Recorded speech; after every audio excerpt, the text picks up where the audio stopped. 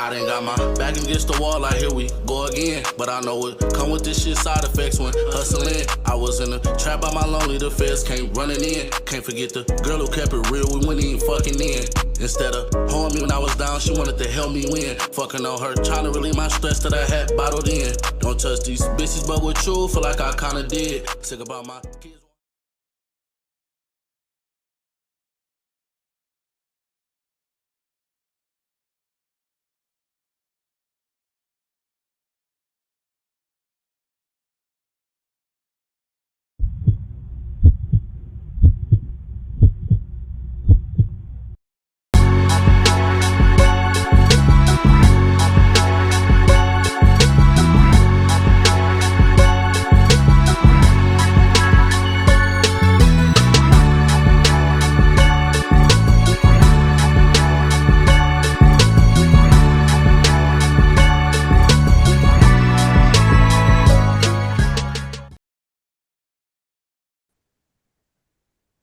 I know for sure that I want to have a little sparring match with you.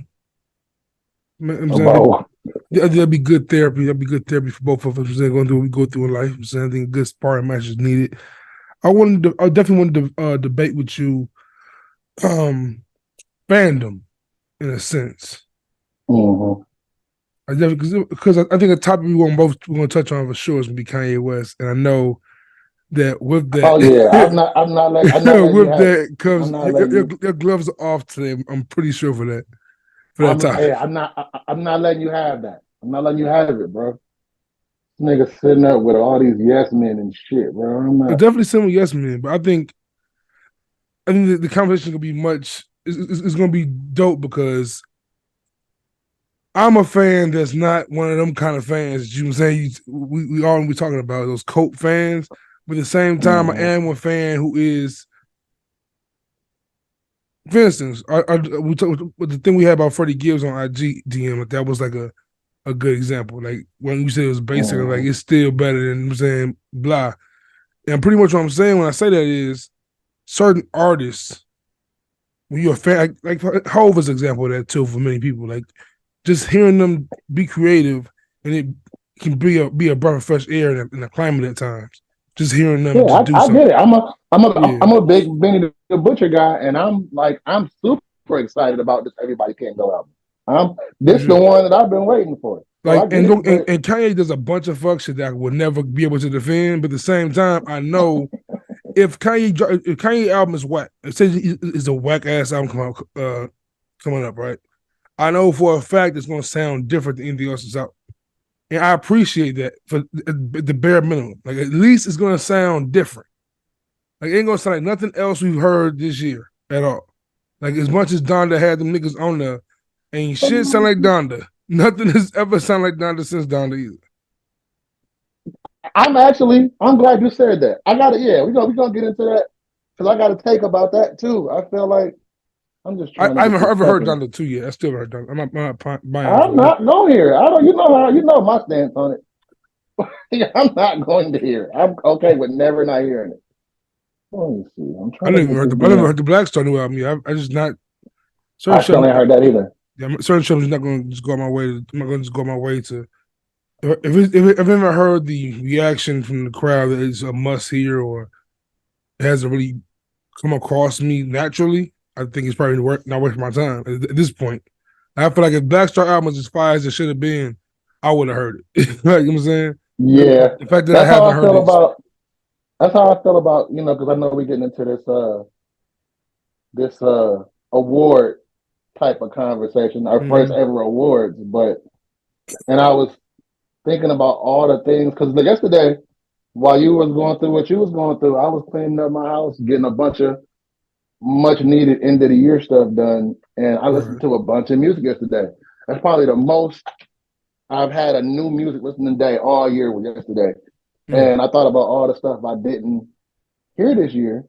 And I usually have this We might I as well usually call this the have pod, by the way. We might as well say we started at this point. It's already recorded, so we we, might as well say we we started.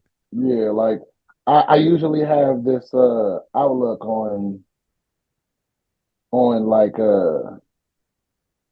I usually have this outlook like when people do their album of the year wrap ups and all that shit, I usually say, yo, how can you how can you pick an album of the year if you ain't heard them all? But I'm Right. growing out of that because at the end of the day, the Grammys do that shit every year, and Every they year. ain't heard nowhere near everything. So, Nowhere and near. I'm not gonna subject myself to listen to shit I don't want to listen to because you got to listen to everything to pick an album of the year. No, I don't. I can pick and choose because it's the album of the year to me. Yeah, I stopped saying the whole. I try to steer away from saying the word best album of the year. More so, I just go with favorite. I just say you can't deny that when I say favorite, it means it's just for me. Like, it's nothing to do with your criteria. Your criteria is my criteria of why I think this album is the best, why I would like it the most.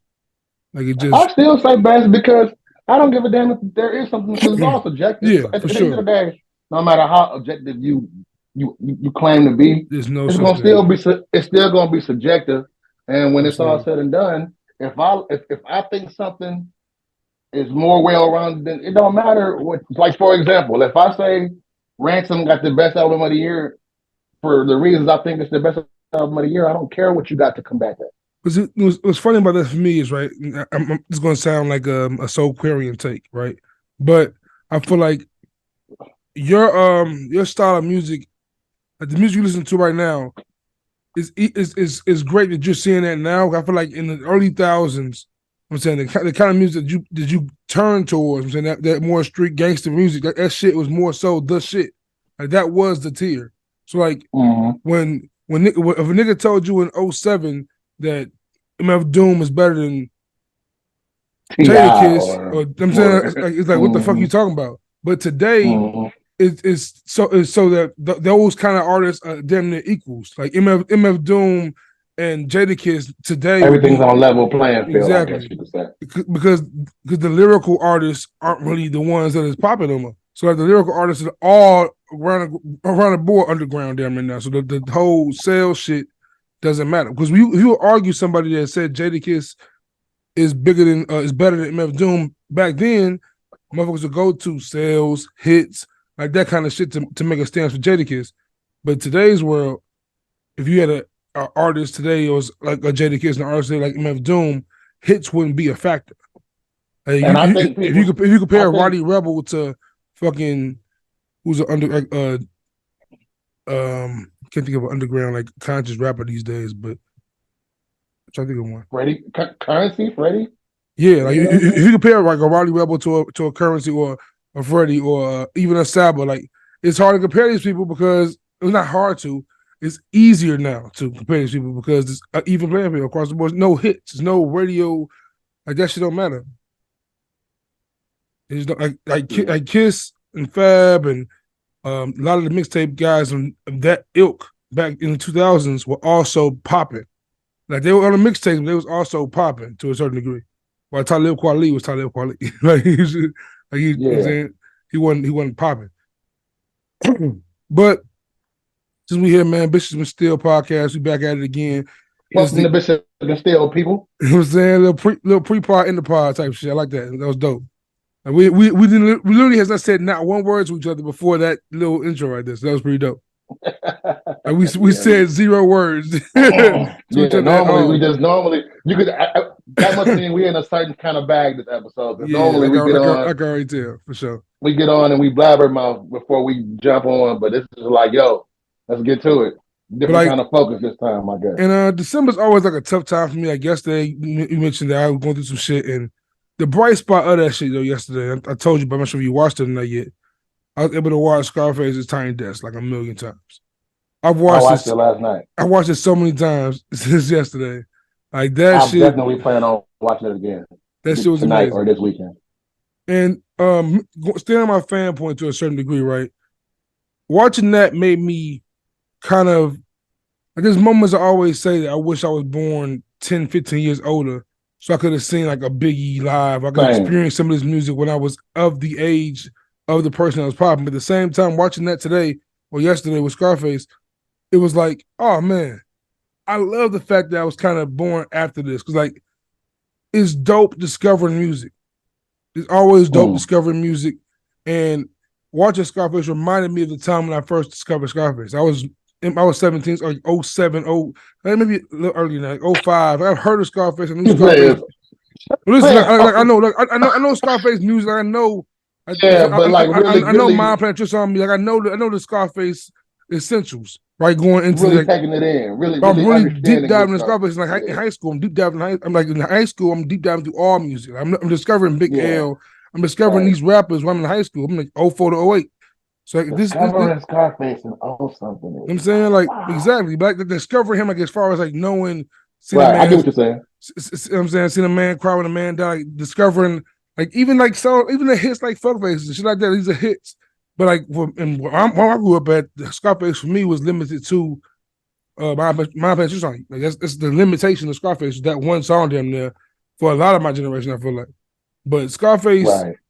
I look at Scarface, I look at Black Thought, I look at Ghostface, the main people that are mentioned in the underrated rappers of all time conversation. And you hear Scarface, you're like, man, this nigga is like South DMX mixed with like it's like he's a preacher. He's the way he talks, with his But voice, his mannerisms, and then his artism on the side of that is just immaculate, bro. Like the man is playing guitar, like you know what I'm saying, like it's amazing to watch next to Mike Dean and shit. That was incredible, bro. people don't realize that all of those Yeah, ghetto but boys, he Scarface, produced that shit. people don't realize Scarface is behind those boards. And that's Yeah, some of the greatest music, not even just talking about the song, the greatest right. instrumentation in music history. Some of that shit, like a lot of that shit, them ghetto boys doing saying samples. You know what I'm saying? That's simple. Like, It's different. Like uh, Face is definitely one of them legends. I'm glad he got that shine on him, especially with this hip hop 50 shit going on. Like it was dope to cap the year off or end the year with that. Like I feel like NPR nailed that one like perfectly. Scarface is honestly, last night was my first time because pop culture things. They just is. I feel like we're so overwhelmed with yeah, so much content that, believe it or not, I've never seen a Tiny Desk show till last night because, never. like, I saw never. Like, I I can give understand. you I've seen 10 minutes clips. to watch. I can give you 10. I've seen clips. So I've seen the usher with that finger. Yeah, I've seen. I know what Tiny Desk is, and I've seen clips of Mac Miller. Mac The Miller's iconic, amazing. the icon. And that's why I said I'm going to sit down and watch it. But Here goes my cave. My cape on real quick. Freddie Gibbs is an amazing one with Mad Lib. It's just incredible. really, oh, I want to see it. See what I'm saying? And Like there's I a said, I podcast started one that's incredible. because I just saw. I woke up to the clips and just to see how much praise Face was getting. Like I was just overwhelmed with pride. I was like, yes, I was happy. But I said I'm gonna Yep. watch this one. And like you said yesterday, and it being holiday season, I know I got my Black Santa Black Bel Air Santa. shirt on, but I'm a Grinch. I don't like this time of year, none of that. So I needed something uplifting yesterday. So I think me and you had mutual spirits yesterday when we was talking about all the stuff that was going on in your life, and Yeah. just Scarface makes that kind of music. That's why I held Scarface so high, because Scarface speaks from the soul, and it ain't necessarily even though Ghetto Boys and them got gangster hits. It's not the gangster that Right. pulls me in the Scarface. It's the introspection, and it was just so. It was such a wonderful feeling to see him up there picking up some weight again. Because we almost lost Scarface Yeah. last year. Yeah. So to see we almost lost Scarface and Dre in the same year to an aneurysm and Scarface's health issue. So to see him, it was like, yo, bro, we almost lost this dude. Real Like shit. it was so that just made me feel good. And it was bittersweet at the same time because you think of all the artists that you won't get to see do this with their catalog because they're not here. Yeah. But I went down a wormhole due to that because YouTube just the algorithms. And I saw Juvenile's Tiny Desk. Mm-hmm. And I can't remember who was starting next as it was going off, but I said, you know what? I'm gonna dive into this, kind of catch up and watch Yeah. some standalone Babyface performances. is a great But one. Yeah. I heard that was good, and that's what I'm saying. I just really like I said, people don't know Scarface catalog so deep. It was so dope to see him with a guitar. I didn't get to see his last show as he retired, so it's like, and I'm pretty sure you'll see Scarface on the stage at some point. Yeah, You, for sure. you For can sure. never, but I would love to see Scarface live. So that was a great intimate performance, and I was just really happy with that, man. I'm just glad to see. Hopefully, this means because Scarface said he's not putting out no more music and all of that. Styles P Yeah, is on his last run. I just don't want to see, and I guess we can get into music soon, but I don't want to see my elder statesmen stop making music. I don't want to see that yeah, it's happen. tough. It's definitely Not not yeah. until it's not until they ain't got no more in the tank. And I don't not believe just watching that performance yesterday. I don't believe Scarface He ain't got looked nothing else he in the was in tank or no he looked more. he was in rapper shape. He like he was Man, in come music on, shape. Like you look really like he was come really, on. especially like I mentioned Freddie Gibbs like 10 times already. But he like Freddie Gibbs version of the last album, like it was supposed to be his last verse he ever recorded. He said, like, see, like you said, seeing him on that Tiny Desk stage was like, nah, bro, you can do this for some years. Like, you have a lot in your tank. Like, the energy is there, the passion is there. Like, His last solo album is fire to me. yeah, like, I hope Mike Dean like gets with him, like gives him a proper project. Like honestly, like you gonna hate me for saying this too. Like I mentioned Freddie Gibbs, mentioned Kanye again.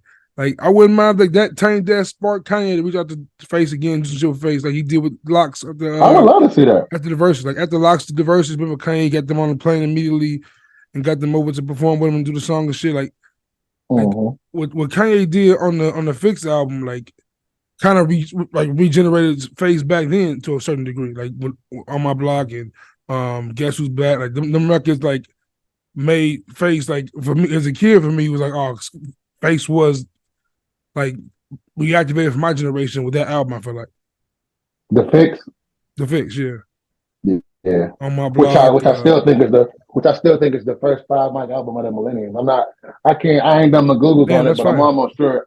I'm almost sure it is. Yeah, like for me, like that's what I mean when I said like in high school I discovered Fix. Like I had the Fix when I was a kid. Like I was around the Fix, but like the Diary, Untouchable, like the albums that even Ghetto Ooh, Boys, last of a dying breed. Last of a Come Dying on, Breed. Faith. These albums were albums that I missed as my That youth. Jay-Z feature on that album is crazy. I'm saying That's like, before Guess Who's Back. That's yeah, when the money gets low and the hungriness show, niggas better get the fuck out the house. Oh my God. That's man. I'm just that's what I want in music. I want to feel stuff. I just did a yeah. shout out to Chief Chris. I just did CPE podcast last week. Can't please everybody, so Shout out to you, y'all can Chris, man. go What's going on, big dog? y'all, y'all can go check my episode out over there. We was talking about Nicki Minaj, and I was just talking about wanting to feel when I listen to music again. So that was just a great feeling to just feel from hip hop again because a lot of stuff don't make me feel. How was the Nicki album for you? I just listened to it yesterday, and I mean, just to blatantly put it, I think Nicki's back. Like Nicki. I feel like there's been something where she maybe whatever artists are people too. So Mm-hmm. whatever, there was something where I felt like she was missing a step. I felt like even though when you do something great, you can always do it well and it be received well, especially if you built cult fandom. But for the people that aren't in the cult, you know, they they they they need something else other than you being you. Yeah. And when you're not you at your best, it shows. I don't give a fuck who it is. We saw Michael Jordan play for the Wizards. It was great. It still looked good, but it wasn't a couple years previous. Right. So listen to this album. First, I had because from what I'd heard, like when I was, like I said, when I was on CPE podcast, I'd only heard the Cole feature.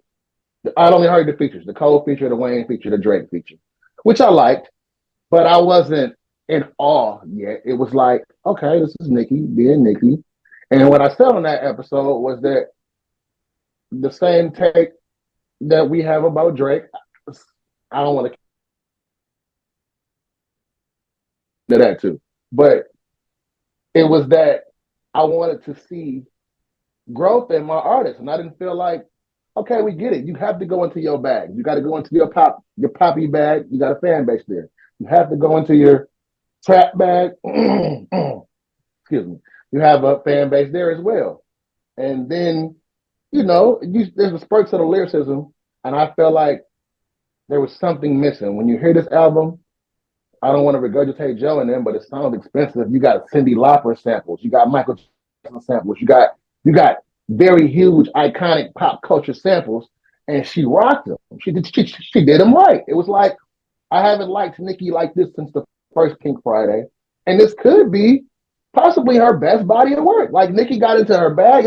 I was hearing joints again because I was trying to skim through it. Honestly, I was just trying to skim through it, but I kept hearing joints where she would say some slick shit, and I'm like, oh yeah, she back rapping. Like I was impressed, and I was really happy with this album. I was really happy with Nicki's album. I said this to myself yesterday while listening to it, and this is off one full listen, but I said I think I almost like this better than Drake's first effort before he put the Lux out. Or the for all the dogs.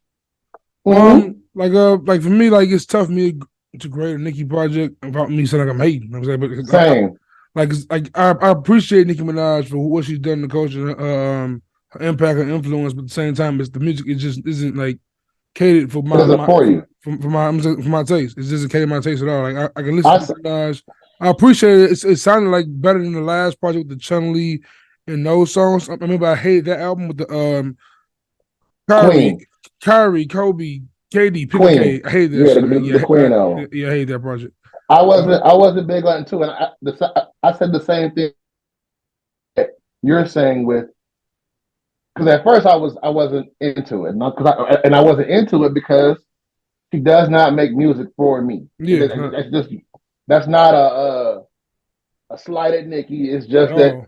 yo, I can't relate to these scenarios. Not to say that I gotta relate to every rapper I listen to, but in the grand scheme of things, when it comes to women in rap, it's just certain ones that even if I like the record, like listening to a body of work is not going to resonate with me because, for example, when she got songs talking about dating, I'm on the other side of that spectrum for her. I'm the guy. So Right. you speaking from a woman's perspective. So a woman gonna listen to that and they experience what you experience. I don't experience being on their side of that.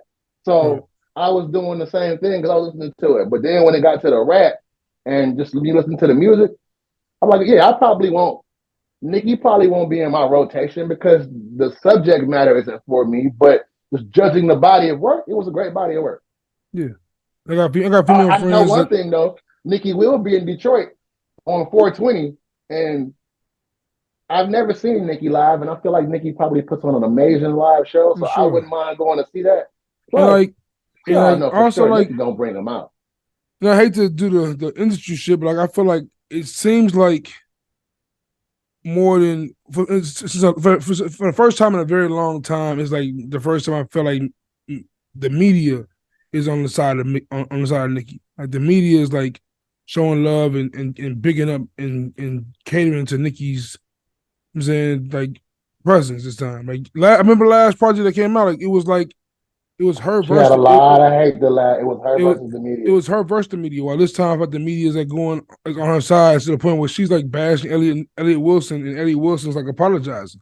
Like it's like there's no one's going against her. She did the Casanat shit, and motherfuckers fuck with that, and a lot of love is coming towards Nicki this time around, which is dope. That was my first time stepping up. Actually, that was my first time watching one of Casanat streams too, and I grew a little affinity for him as well. But I was watching. I watch his TikToks every once in a while. I don't really. I was getting mad at. I was getting mad at the backlash she was getting because it's like she's too old for this. She must be on drugs. She's not a banker or a social worker. She's an entertainer. Yeah, her job is to be entertaining. So y'all mad at her for doing her job and being entertaining? And not to mention, if she was bashing Casanat, then she would be an old hater. So it's like, make up your mind.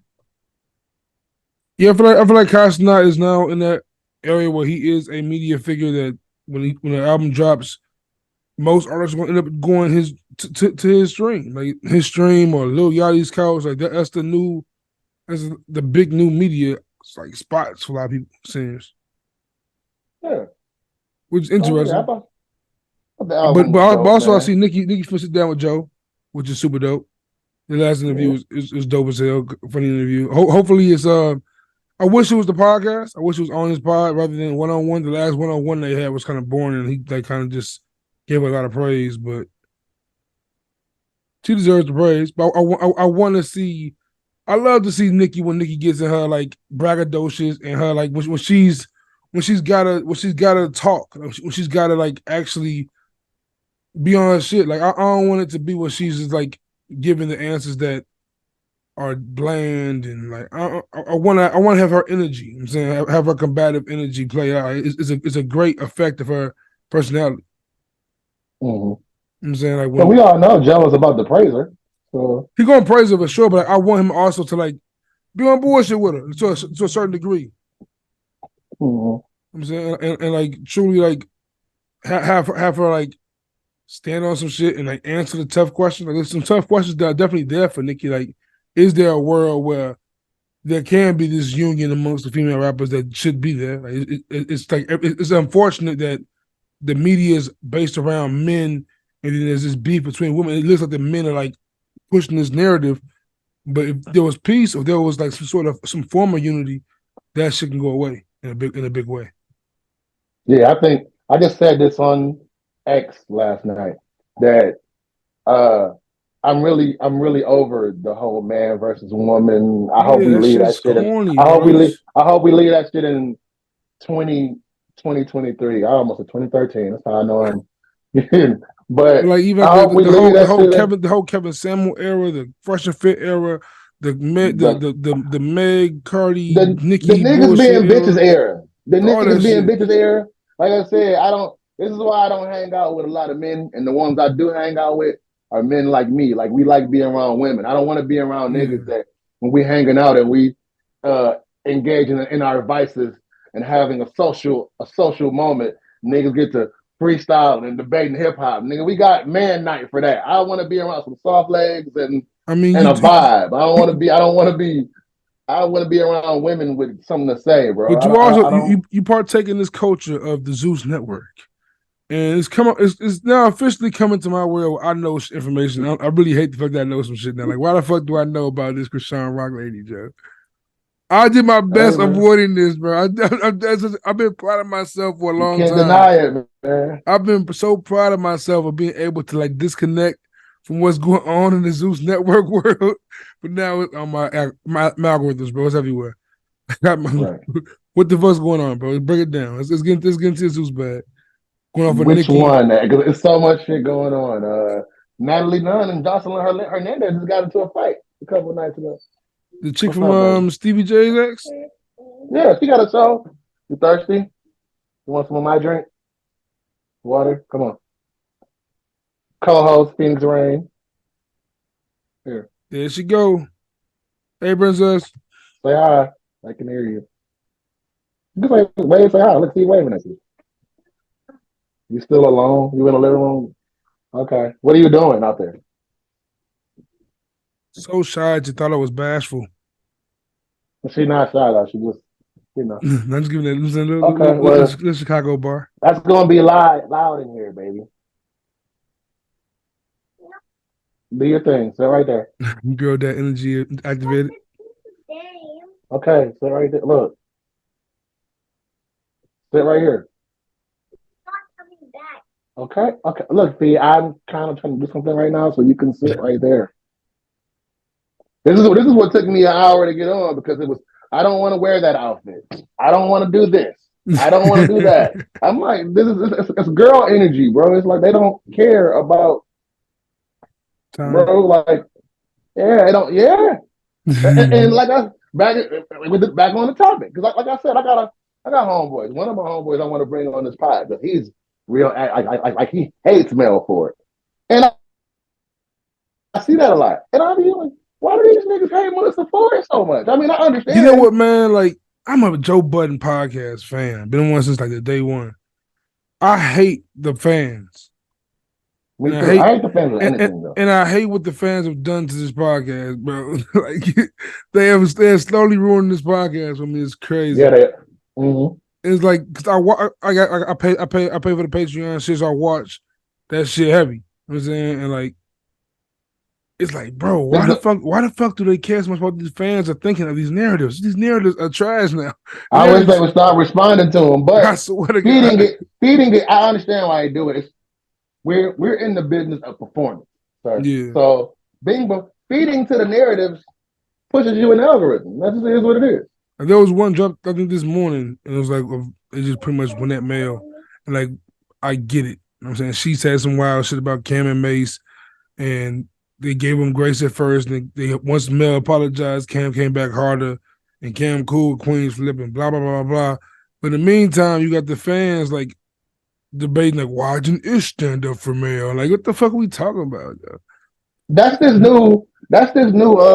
There's a nigga who has a tribalistic page devout to just reacting to Joe Budden shit. Danny from the start. Yes. I saw you look. I almost went under your comment. Oh shit! When you called him messy. I almost look, dog. I had man. It took so much reserve for me not to address because I've had a brush or two with him on Twitter, nigga, and I think he is certified weirdo. I really do. He is and I'm tired of. Fuck it, it's 2024. I might as well put some bullets on these names. I'm tired of niggas like him and Chig Smooth and all of these foreign transplant hip hop Americanized bloggers with their fucking corny accents. And let me tell you about Joe. Like we all talk on this shit, but everybody stands on this pandering tribalistic culture shit, and all of a sudden, well, I think this should happen. And I think, who asked you, nerd? Who asked you? Who asked you? A lot of you niggas ain't never even been in none of these scenarios, never had a woman the caliber of that around you, never been in none of these scenarios, and y'all speaking from this college dorm room in my basement, never been outside as, like, I get it. Y'all from Nerd World, and y'all enjoy this content, and y'all have y'all opinions that everybody is welcome to. And y'all got a large viewership. And nowadays, when you get a large viewership, they make them God in some sort of way. And it's like, yo, it's all Joe Budden fault. Because Joe Budden was one of the first niggas to have this camera shit. And then Joe Budden was one of the first niggas to give academics a stage. And academics has birthed all these niggas. All these niggas academics, son. It's like all you niggas get to sit up and talk about situation. That would be like me. That would be like us sitting up talking about what these demon time niggas is doing all day long. We don't fit into that world. So even though I can have my opinion on it, and I can feel safe having my opinion from here on it, because you're not gonna walk up to them and say all of this stuff. Like, even to me, it's cool if the dude Danny or Chiz, like Chiz, I kind of get more because Chiz just putting reports on and goes, but Danny be giving like his real opinion and not trying like he creates shit of people he don't know. Like, what the fuck is going on right now? That's the part that I have a problem with. You sitting up and that's cool. That's I guess essentially that's what media is for, to create narratives. It ain't really about news. Like I do similar videos where I'll drop the Instagram live, report on what happened, and give my opinion on it. But I'm not speaking like for example, like you're in the room. Yes. For example, the Mel versus Cam shit. Everybody got their own opinion on it, and everybody's entitled to it. But when I did my report on it, I said I'm not speaking against Mel, and I'm not speaking up for Cam. This is just my opinion. I felt like Cam's energy is needed because if you shoot my dog, I'm gonna kill your cat. You can't call me a pedophile, and I can't say what I want to say back, whether you apologize or not. And I felt like he was, well, she apologized, guys. And I went under his shit and said, so if I punch you in the face and say, my bad, bro, I apologize now. It's okay now, and you don't get to react. Not at all. But everybody likes to move goalposts for who they like because they so busy. Their foundation is in fandom. Your foundation is in fandom, and now you want to project whatever narrative you want to project for whoever you like. And that's the part that I don't like about what they do. Yeah, and Kim also had a point to be mad at Joe in the show because they talked about it again today, and like it is weird that Joe and them didn't think that was needs to be taken out, or like even if Joe asks her as the producer of that show, you know what's gonna come with that, like you know what's gonna come, and also performative culture, and also for her never. If her never seeing that video and not really knowing that Ish and Ice were going to laugh about that video, Like they played the video and she responded as if it was a serious topic because she's Melissa Ford and she just hears everything with a serious ear. Like if she knew it was a laughing matter, I feel like she wouldn't have responded that way about the video. But she definitely just thought it was. She was analyzing the video raw, and she was like, "Well, in the midst of what's going on culturally, it was a bad, horrible take by her, like inexcusable take by her. But I think she just was grasping for straws on the topic, and she pulled the most crooked straw you could pull. And I guess maybe that's men's issues with male. No matter what the topic is, Yeah, she's gonna find a way to be woman power, yeah, and that's cool. But if everybody starts talking like that, then we don't get to any uniformity. that's Like real. if I stand on, and that's what I was telling my man, because I understand that he don't like Melissa Ford, whatever, and his stance is, I'm tired of these women doing this, and I said, but essentially you're doing the same thing they're doing. So, and I got a problem with, like I said, men are the new bitch. Like men are the, like men, and I don't mean bitches and women, but say however you want to say it. I feel like men want to be women in the sense of, well, they can do it. So they can do it. We can't do this, and it's double standards on both sides. So you want to do everything they can. You want to do everything they can do. So Yeah, that comes off a little, But that's why like man, I gotta get that nigga his props because like even like for your homie to hate Melissa Ford, that is a smart move by Joe because this conversation is going, and that conversation is created because the black it's necessary in a sense. Like unfortunately, unfortunately she's the scapegoat in the matter. Like she's gonna be the one that's on the pit for it. But like this once this news cycle goes, a different news cycle, and Joe being in the news or Queen still being in the news, it's like it keeps the podcast like going crazy. It's that podcast is definitely. It's crazy. How has grown, how it's changed over time. Like it's. And truth be told, people engage more in things they don't like than things they do like today. Absolutely. That's the time we're in. So it's like if people spent top dollar to watch Floyd Mayweather lose. Yep. They didn't like him. So it's the same thing. Joe is intelligent in that regard. Y'all feel a way about these people? I'm gonna throw them the alley-oops they need to get off the shit that pushes the news cycle. So what do you think? What do you think about mentioning like the female beef that's going on? Joe was like one of the ones who were vocal in that motorsport beef that kind of started the Nicki Cardi thing, and Joe recently canned an interview he did with Tasha K because she was dissing Cardi, and now he's going to be interviewing Nicki. Do you think that Joe is probably the one that could end that beef, or at least try to bring unity to that beef? I don't know how to make that part make sense because I'm just from the era where I'm still seeing Stay out of women's business. I'm still seeing, not even just that. I'm still seeing Lil Kim and Foxy take shots 30 years later. So crazy. I mean, I wanted the Thelma and Louise album forever, and we ain't gonna get it. So I don't know. I don't really know. I don't know if anybody can be the catalyst for it, but those two people. True. And if we being honest, women hate each other. like, what are we talking about? I mean, I feel like people hate each other. I feel like it's like even like with Charlamagne and Joe, or even like with Elliot and certain people, like they just a lot of sneak dissing across the landscape. Yeah, right people hate each other. Metro Boomin. We ain't gonna act like women are. We ain't gonna act like women are a little bit. Metro Boomin and Drake across. Shit like that. Metro Boomin and Drake are like taking those subliminals at each other now. Like there's a lot of this little. This is going. Confrontation is what moves the nation, sir. It's what it is. That's the title of the episode. That's the reason we talking about baddies and Zeus Network and all the shit they do, because like I said, we're gonna get into that when we get into our specific special part of the show today when we're talking about all the things in pop culture this year. But the writer's strike produced a lot of trash TV this year, a lot of trash movies, a lot of stuff didn't come out that was supposed to come out. That's how I had to free, because I'm a movie buff. I love to watch scripted television and good stuff. Like, baby, you have to stop.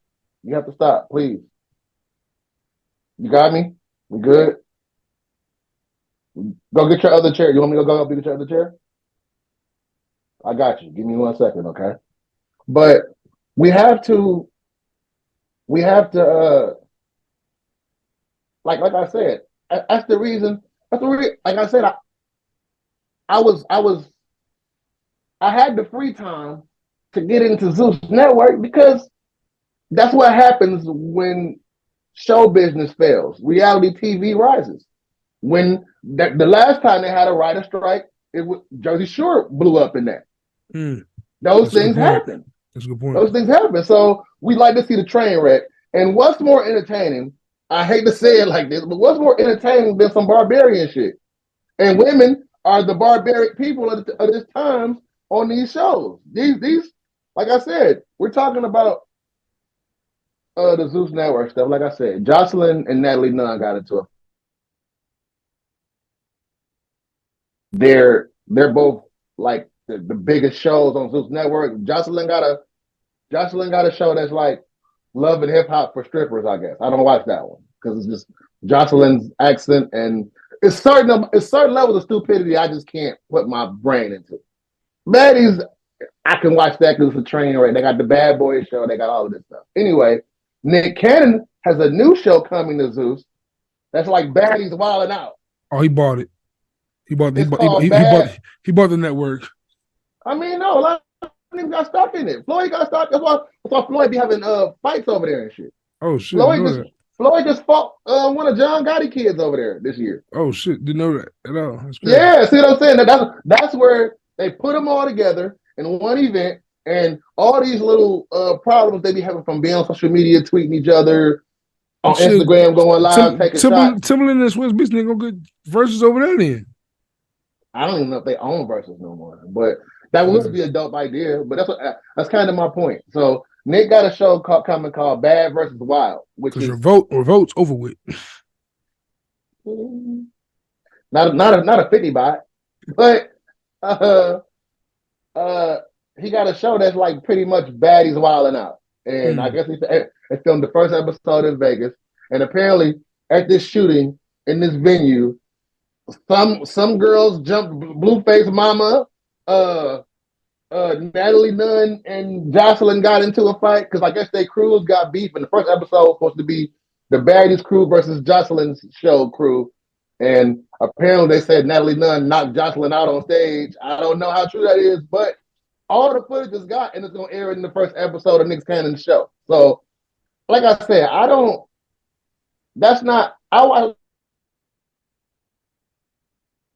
I'm not just sitting up watching that. And I said going into 2024, me not want to take this man versus woman energy, this just ratchet. I kind of want to focus on some more things. So this will probably be my last go around. I had a good little run with Zeus, but I don't know if I want to carry the stupidity and the ignorance to the new year. Because now I feel like I'm perpetuating the same shit that I don't want my daughters doing. So I'm kind of getting over it, to be honest.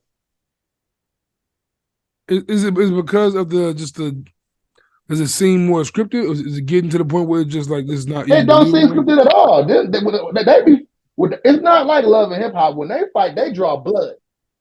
Like they fighting like niggas in the street.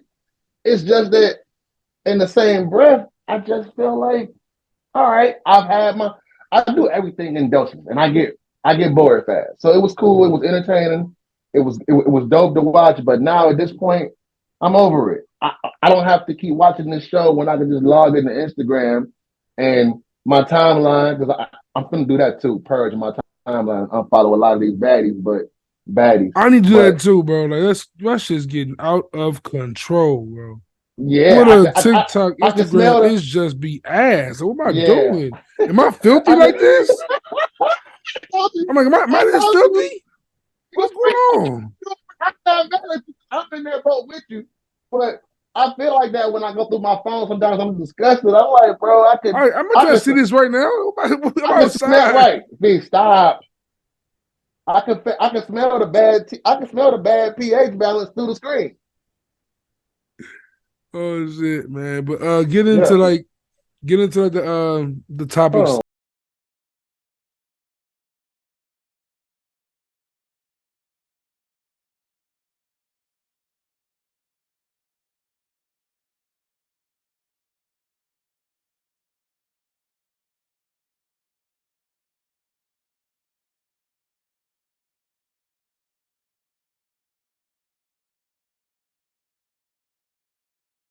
can hit my podium, and I can feel her about to knock it off. That's dad life, bro. Nothing precedents that, whether you like it or not. But But yeah, what were you getting into, sir? But getting to I guess the hot topics of the what's it called, the current events. Jonathan Majors found guilty on harassment and assault. I feel a way about that. Yeah, it's a odd outcome. I was actually surprised by the verdict. I know this always sounds very oxymoronic when I say this, but leave white women alone. Like, and I know it's like the pot calling the kettle black when I say this, because people look at me and they say, "Well, you have kids with white women," and as if I don't have kids with a black one too. It's like y'all just forgot I got a whole black kid's mother too, or like I stopped liking black women somehow because I messed with whatever the case is, right? But I saw this. First and foremost, I was a little upset yesterday, but not upset like personally, because I don't get personally attached to any of this shit. I just feel like, and I don't want to make it tribalistic and make it racy, but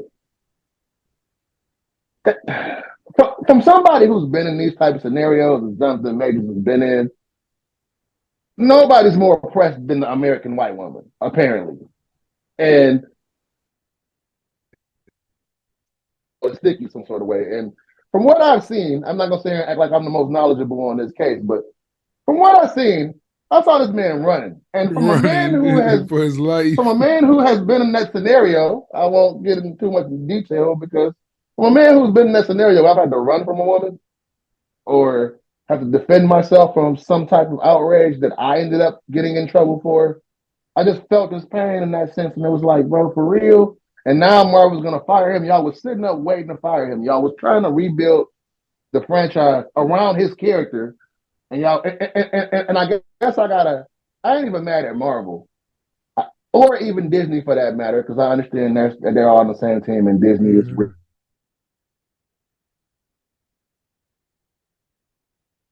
Some people who have the complexion for the connection get through. It just works out differently in some cases. Not every case, because we got a lot of these house niggas that sit up and make their case for their favorite white savior in these hero movies and say, what did happen with it? Or, whatever the case. But it's just like, I'm not mad at them. I'm mad at us for never standing together for anything. Because like that had been a different association of people, and there would have been, like, without putting bullets on these associations, any of the other ones, when they feel a way about something happening in their community, they stand together to get what they want. And I feel like we be so busy trying to one up each other and win debates that we don't look at our power and how we can affect some of these things. Because if we saw outraged on Twitter about them firing Jonathan Majors, why can't we stand together and say, oh, I'm not going to support Marvel or anything, but everybody like, well, okay, well, I guess I'm going to we ain't going to watch Avengers, but I'm going to watch X-Men. And it's like, well, I feel like it's damn near impossible to boycott that kind of shit these days. I feel like it's not impossible to boycott it, but like it's impossible to get a large group to boycott that kind of, like, motherfuckers won't stop going to Chick-fil-A. I mean, Chick-fil-A, which is why I stand on the quote unquote. My homie always say I'm in my unbothered bag. Even if I'm unbothered, I just know that it literally takes for niggas to put a knee in our neck for us to stand for something. But even then, that was a month. And even then, you had niggas arguing against it. So it's like, bro, I'm not gonna sit up and try to stress myself out and get more grade to get niggas to stand for something that we can't even. We have to go to it has to be pushed to the absolute limit for us to say, okay, enough is enough. So it is what it is as far as that. But speaking to the personal situation, where I say, and like I said, I want to choose my words very carefully, because I have kids with white women, and I have been public about criticizing interracial dating on numerous levels, where even my family will reach out to me and say, you got kids with white women, you can't say all of this shit. I'm like Black Archie Bunker sometimes. It's like people look at me like, And I don't know if they think I'm overcompensating to get like black support. And I don't give a fuck what nobody thinks. But at the end of the day, it's my personal experience. They haven't lived it. They didn't, because I wasn't the guy that was like, oh, let's go to the grass. This grass is greener over here. No.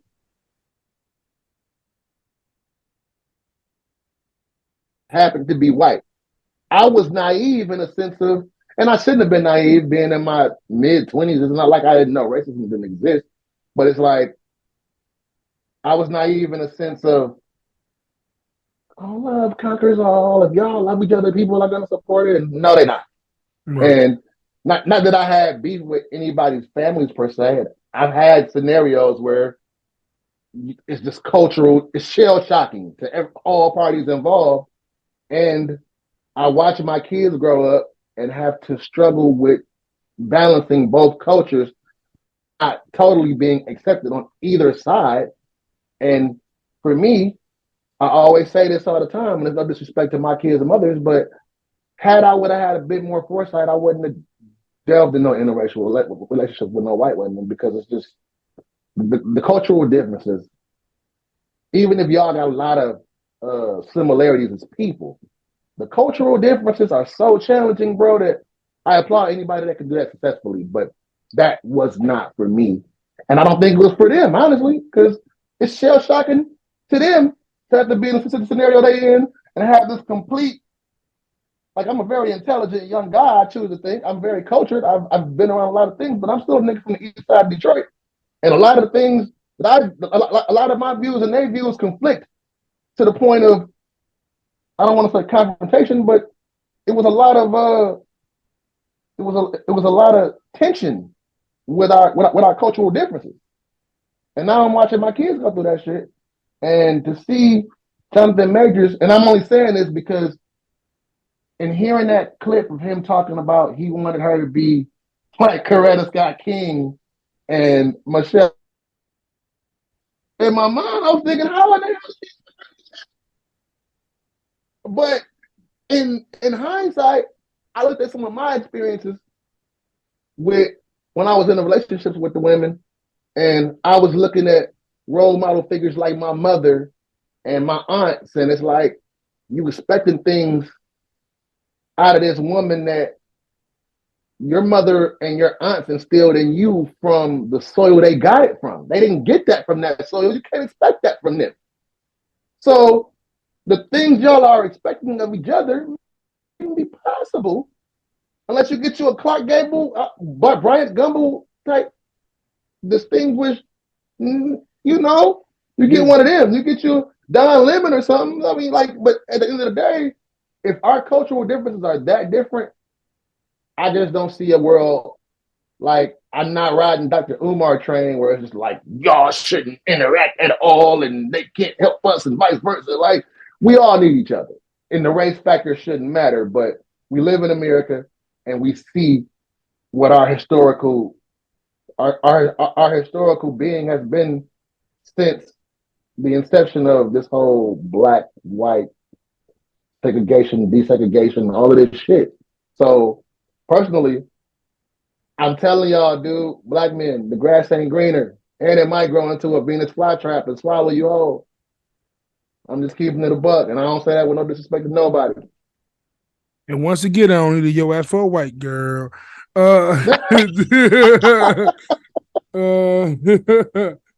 you want to get into the end of the year wrap up conversation? I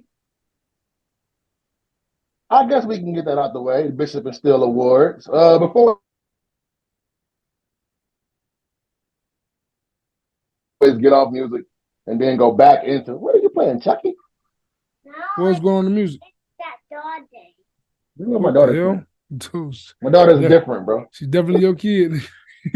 But what was I? Yeah, but like I said, because we haven't even had our Kanye talks, or we dabbled in fandom a little bit. But you know what? Before we get into the year end wrap up, let's stick with some of these, so we can just get music out the way. Because I'm sure we're gonna go back in it when we start talking about what we like at the end of the year. But I know before you got on, you was talking about your man's Kanye, and before I even get into Kanye though, I do want to send condolences and prayers to the families of James McCaffrey. He was Max Payne. Okay, yeah. The voice of Mac He Payne. did the voice of Max Payne. That's what he's most notable for, I guess. But I went to look him up because I saw his face when they posted him, and I was like, I know him from somewhere else. He was in New York Undercover. He was like the captain in New York Undercover, Captain Okay. O'Brien, and he did it was something else he did. Oh, he was in one of my favorite shows, Revenge. I fucking loved Revenge with Emily Van Camp. I loved it. Like I said, I'm a film buff person. I like good stuff if it's good. But rest in peace and condolences to him. And one more condolence, and this one kind of hit me near and dear yesterday when I saw this one on my timeline because it was just so random in the middle of the day. And I think that people look at 65 like it's old, and I'm looking at that like, yo, that's in 25 years, and I don't think that's old too much. But we lost one of the pioneers in black music, almost Amp Fiddler, Detroit's own legend. And for those who Mm. don't know who Anthony Amp Fiddler is pretty much one of the when you listen to the P Funk, George Clinton, Parliament Funk, and you hear some of that instrumentation, you're listening to him. He was a keyboardist, he was a songwriter, singer. So them voices and you heard him on that "Let Me Ride," you know, you heard all of that. Not only that, but he's responsible for just uh ushering in so many talents, whether it's Jamiroquai or it's Record P Funk or Prince, or he's pretty much done more for hip hop than people even understand, especially for Detroit, because he gave Jay Dilla his first MPC. You dig what I'm saying? That's tough. Like, like, like this is just he man, that one because like I said, 65 ain't no age for nobody to be dying, in my opinion. So I just wanted to send prayers and condolences to the family of Aunt Fiddler, man. And that was just one of those things that kind of hit me hard. But what's up with your boy, man? Because I seen the video, and I seen your man's going live, and you know you're the first person I thought of because your man's back outside being Oh, him. well, Kanye. Yes. I mean, we knew when new music was coming, Kanye had to bring antics with the new music. It's just it's who he is. He has to bring antics with the new music. He pretty much has his album coming out that I'm anticipating. I think most of the world is anticipating at the moment. That's the him collabing with Tadala Sign. Of course, me being a Kanye fan, I was also very ecstatic to see bring Freddie Gibbs out, and also being from Chicago. It was dope seeing Kanye, who claims, I guess, GD up there with a Vice Lord, and he had Dirk up there who was a BD. He had Bump J up there who was a folk on hustler. It was really dope to see that kind of energy. See, The you that from part, Chicago. I couldn't see it from that standpoint. So yeah, that's why we need you here. just bringing up Bump J alone was like, damn, Bump J, Yeah, that was crazy to me, move but around now. I wasn't. Yeah, that was crazy to me, but I'm not thinking about it from the perspective that you did. So that's why you're important to this show. So I would, yeah, go ahead, sir. Yeah, it's like just being in Chicago. That was just and like also, of course, my Kanye bias does also come with my Chicago bias. It's just it's an attachment there. Like Kanye being Mm-hmm. Chicago nigga just makes that dope. It You was dope. coming up in that era. Yeah, it was dope seeing him like reunite with Cuddy. Like it was dope, and then it all went left. Like it was You everything started started off. with Everything started off dope. Like oh shit, he's performing, he's you doing this. thought you thought that wouldn't happen.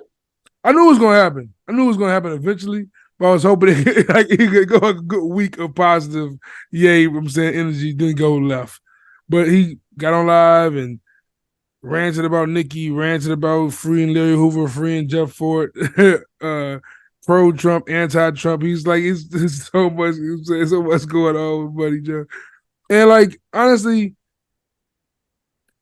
the thing about Kanye is, as crazy as he is, I always respect the fact he just says it. Like he just, whatever on his mind, he does not give a fuck. He don't care about our opinion. Who are we? I He guess don't he care about shouldn't. no one's opinion. Like all his friends are yes men because He don't care otherwise. If you go against him, like one clip when it's a clip of him ranting and someone Because if you says, go against him, you'll end up like Talib Kweli and not at a broken friendship. And that's what I don't respect about this I don't nigga, think it's man. broke. I don't think it's broke. I don't think his friendship is broken I don't with think it's a Quality broken friend. because I'm not seeing him with Cuddy now. It It's could crazy. be not saying it couldn't be repaired, but who want to keep repairing a friendship with a That's a nigga fact. that's gonna keep on talking crazy about you? It's That's a like being fact. friends with the game. Like, no, nigga, are we cool or are we not? Because you Make might it have up. another episode, and then it's not like why ain't nobody fuck Kanye up yet? Because what Like, points do you give for fucking up Kanye West? man, if I'm your friend and you acting crazy and I love you like I say I do, I gotta smack some sense to you. Because the niggas, like, I'm not even mad at, because I feel like people always champion all the shit he's saying. 100% Kanye is right. And there is a way to do things, bro. And the man has no couth. And I'm not sitting here being the most couthy champion. I done got wasted on some of these podcasts and just clown for fun. But I feel like there's a time and a place to do things, and you got to know when and when not to say stuff. And it's like, okay, we're getting this Kanye album. It's an election year coming, so you know he's gonna get on his whole running for president and all his political views and just saying wild shit. And like the shenanigans is why I'm over Kanye. It's almost to the point where he can put out another dropout and I probably wouldn't care. Because to me, if the mission is for the freedom of our people and to be able to provide more opportunity and wealth, because I feel like I agree in some of the stances that he takes, which is, yeah, if he wanted to have a Gucci or a Louis, he should be able to own his own shit without so many gatekeepers and roadblocks, or the fact that he had 9 billion and now he don't because he doesn't have power over his own. Historically, we're a percent of the 1%, a very tiny percent. So I do understand that stance, but and I'm not saying there's a right or a wrong way to do it because there's no playbook to being a billionaire when all of these guys are first generation black billionaires. But at the end of the day, if the goal is to infiltrate that system so that we can have our own ownership of these things so that we can take some of our coaches back, you going out here and being the loudest whistleblower in the world is fucking the covert mission up. We done saw the Black Panthers try to do it loud. We've seen Malcolm try to do it loud. We've seen the But loud niggas try to do it loud and that's it not that. work. That's why I feel like that's why I feel like we differ in our perspective of Kanye. Because I don't look at Kanye as someone trying to lead anyone. I think Kanye is the person who wants to be the greatest. He wants him. He's looking for himself more than anything. No, he's looking out. He wants himself to be idolized. He wants to put himself on his Because he's a statue. fucking narcissist in the true definition Exactly. of the word. But once you, I feel like once you just But, acknowledge that and accept that, Kanye but bullshit doesn't how, bother me. Like he's not. This it nigga doesn't some. bother He me don't. He either don't because care I about know that nobody. He I know just it doesn't bother me either because I know that he is a narcissist, and I don't like using that word because I think people use it too loosely. like seeing But Kanye, like not just seeing how Kanye has evolved. When I look back at the Katrina relief commercial when he with the Katrina relief program he was on with Mike Myers, he said that George Bush doesn't care about black people. I look at that now and I look at he wasn't trying to rally black people together. He was trying to just say, hey, he don't care. All you but guys know here's is my that thing he though. don't But care. here's my thing though. If that's the case, then you get the fuck off the soapbox, Kanye. You ain't the nigga that should be on the soapbox. At the end of the day, he's always. That's my problem. Is that. But then every time he's speaking, he always speaking as if he's in the predicament of I'm trying to free my people. No, you're not. You're trying to be idolized. You Yeah, like the that's it. new Jim Jones, and I ain't talking about the rapper, nigga. You want niggas to drink your Kool-Aid and just worship you, and it ain't really about us. And that's my problem. That's my problem with what Kanye be doing, dog. Because I it's get like, that. nigga, you don't give a fuck. You in the rant talking about when niggas did nobody say shit about when I couldn't see my kids, nigga. Them your kids. That's your baby mama, nigga. That's your ex-wife or whatever you want to call her. You figure that out. You Yeah. want us to go to the world and do that, nigga? How many of your fans can't see their kids right now? Who you sticking up for? nigga. That's my Yep. problem. That's my problem with Ye, bro. Like that's why, honestly, I think he just say shit to say it, and You that's do. cool. But that's why I'm not interested in Kanye's music anymore. It's not that the sonics of it aren't probably going to sound amazing. It's that he's saying a bunch of bullshit. I feel like a lot of the reasons we liked him is because, yes, he said he was a narcissist very much so back then too, but he said shit again that made people feel. And now it's just he just saying shit for it. He just doing side missions at this point, and that's cool if you wouldn't do that. But today, I'd rather just see Kanye produce for people. I could not hear him at all. I mean, I could not hear him at I all. understand that also, but at the same time, like Kanye, what I appreciate about Kanye is that he's such a narcissist that he believes his voice is necessary. He believes his art is necessary to the culture. He believes that. And whenever he gives out his art, whenever he gives out his voice, he puts 100% of thought and creativity into it. Like, I don't really care about Kanye the person, what he does. But I know at the end of the day, I'm going to get something different and something that's just completely left and completely just innovative in a sense when he comes to the table musically. And I just appreciate that shit. That's why I'm a But fan is of it Kanye. different? Like, Is it different? Yeah, go ahead. Is it different if he's saying a whole bunch of nothing? Yeah, it may I'm sound not going to different, Kanye but for lyrics since today. when? Today, I'm not going for lyrics. I can't So tell you you the could just last time Kanye said something that was remarkable to me, that him saying something remarkable to me was like Pablo album in 2016. Like Donda, much as I love Donda, I love Donda album.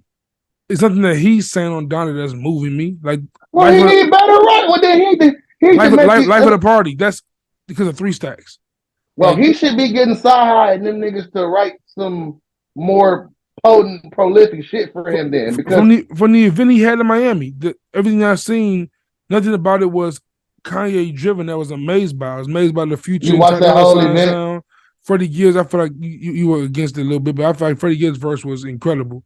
Him addressing Benny in a way, incredible. him addressing this girl in a way. Nigga, what did he say? What was one part he said? I forgot the bars, but he had a few bars that was like tough. Like in Incredible might be a read. It was good, it but it was wasn't. Freddie raps way better than that, bro. he has for sure. But I mean, He like for he that he, song, he does on a his consistent energy on basis. that just fit perfectly to me. I mean, the beat was dope. Like I said, I like it for what it was, but and I ain't saying that everybody I listen to gotta fucking be super prolific. I listen to Trinity asking for a nigga to be prolific all the time. I'm just Right. what at this point. I guess that's my question. What exactly is Kanye? Because it ain't fire. So if you're saying a whole bunch of nothing and it ain't fire, and Kanye has always championed himself for being the greatest, the best, the best, the best. If you're not making the best shit, then you're not saying nothing potent, like what are you here for? If that's the case, just produce for other niggas. I would love to hear some of these other artists who really get down, who ain't never really been on a Kanye track, to get Kanye beats or Kanye produced projects, or put your focus in somewhere other than everybody look at me. Everybody look at me and me yell at a bunch of people to say a bunch of random soliloquies about me beefing with people about my money, and I don't really give a fuck about y'all. Like I don't know, man. I don't. What is it? Like what's happening here with dude? Yeah. I mean, like I I don't said, even know what to call what he does anymore. but so my question today is like we talked about Nicki Minaj earlier. Like when you look at Kanye, you look at what Nicki does. Like I think all these artists have these answers they just pull, and I think Kanye just happen to be very much so more annoying. But like when Drake comes out, there's something that Drake every time is Drake, he gonna do something to spark conversation. It just so happens when Kanye does it, he just does it in just this way. It's like, who cares? Once he drops his music, he goes away. He just drops it and he goes away. And he comes back and does the same thing again. This just happens to be his way of trying to get the attention. That's why after a while I just became a cousin. All right, who cares? It's like a baby having a tantrum. He crying. He'll give him his attention for a second. He'll go away. This is what happens every time. Like I'm at a point now. I My thing is, feel like getting annoyed by it now is going to exhaust yourself. He's going to end up winning. And in a perfect world, that's what I would like for niggas to not give him attention and him go the fuck away. He's Kanye West though. So because if we stop giving him attention, then maybe he won't keep coming out doing this. I'm tired of the same rants every other year. Like at least back in the day when he used to rant, they were fired because it was so many. Like you never knew what he was gonna say. But I mean, like, whatever his cause was that year. Nah, he's just saying the same shit over. It's the Drink Champs. The Drink Champs interview been on repeat for the last 2 years. But I mean, like, we gotta go back. We gotta go back in history. Like Kanye's been doing this, like from the 50 verse him thing in 07 graduation to him him in the whole black tuxedo era when he was just going up to freestyling with Hot 97 and shit. To like, he been doing shit forever. He's been doing these rants and these tirades. That's kind of my point. He's been doing it. The Zane Lowe interview. What does Gaga know about cameras? Like all that kind of. He been doing this shit forever. That's my point, though. House Sway. I am a god. I just told you who I am. A god. All of that shit. Yeah, come on. You gotta appreciate the moments also, bro. Like, that shit's hilarious. I'm not mad at. Yeah, it is hilarious. Historically, he's been doing that. That's kind of my point. The last 2 years, it's been the same rant. It's the Drink Champs interview on repeat. At this point now, it's redundant. What are you going the Jewish thing, okay, is getting kind of out of it. It's like, all right, yeah, move away from the Jewish shit. Like, what are we doing now? Alone, bro. This is not even cool. What are you doing? What is your goal? And what are you planning to accomplish by this? Where is it going? Yeah, where is it going? It's a great question. Great question. Where is it going?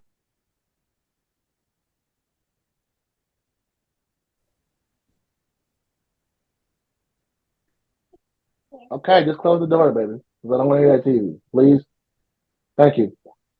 Yeah, it's like at this point, and it's not even that's my problem, bro. It's the fandom to where no matter who it is, whether it be we could just keep on playing, we could just keep on switching these people out, bro. And whether it's Kanye or Nicki or Beyonce or whoever, it's always the fandom I have a problem with. It's always the I just watched the TikTok show and I get it. If somebody inspires you and you have that admiration for that person, who's to knock you and tell you what you should and shouldn't like and to the levels of degree that you should like it? But that don't mean you get to just keep fucking with other people because they don't feel the way you feel. Like I said, I was watching this TikTok, I guess, award show or concert, and Cardi was the headliner. People literally had Cardi B tattooed all the way up their arms and shit. And I'm not mad at it. That's your level of fandom. That's your level of fandom. But if I decide to say, oh, I didn't like this song, man, get out my fucking face with all that. I love this person so much they can do no wrong shit. I don't want to hear that. I'm not on that shit. Like for me, that's the kind of fandom I'm not trying to cape for. But like for me, kind of fan I am, like when it comes like the artists, like there's certain artists for me, like Kanye. I mean, of course, Biggie's dead, but Biggie, like, there's certain artists who I stand for, and it's just based on the music. Like, why defend Kanye West? I'm defending the guy who made Graduation and College Dropout in 808s, and I'm defending that guy. I'm defending him. But he ain't that guy no more. But he's not that. But look. Donda was amazing for me. To me, Kids See Ghosts, I love. I ain't love Ye. I love majority of Yeezus. I love majority of Pablo. Like these, like this, like Kanye West, still as crazy as he gets. Life of the Party was he has this in his wheelhouse still. And I'm only looking for that. I'm not looking for anything else out of Kanye West. When he does the little rants and shit, I don't care. I try to tune the shit out honestly, so I don't feel away about the music. I want to disconnect that from the music entirely, honestly, personally. I don't care about this. I understand that, but that's all and then the music ain't been that great for me. Like it sounds great, but for me, and this is where I realize what I stand on when we having a lot of these hip hop debates. Because people say I move goalposts depending on who it is, but it's end of the day, it's not about you being lyrical or you be having the deepest content or you being gangster or you being soul query or you being any of it. It's how does your art how does the marriage of your art work? If it's dope production and lazy writing, I'm not going. I want the marriage to work. That's the whole thing. It ain't got to be the most lyric. Like the marriage. That's what makes fire music. That the marriage works. For whatever you do, if you're doing that to the best of your ability, and you ain't got to have the most intricate bars. Is it fire? And if just the beat fire and the rapping ain't fire, or the rapping's fire and the beat ain't, or the hook is like, I ain't saying it got to be perfect all the way through, but that's the difference between classic albums and just great or good and trash. But that's the difference. How well you marry it. You did. So my thing is, if it's not being married well, how are you making all this noise for what, my nigga? Like, nobody want to hear you talk about you the best of you.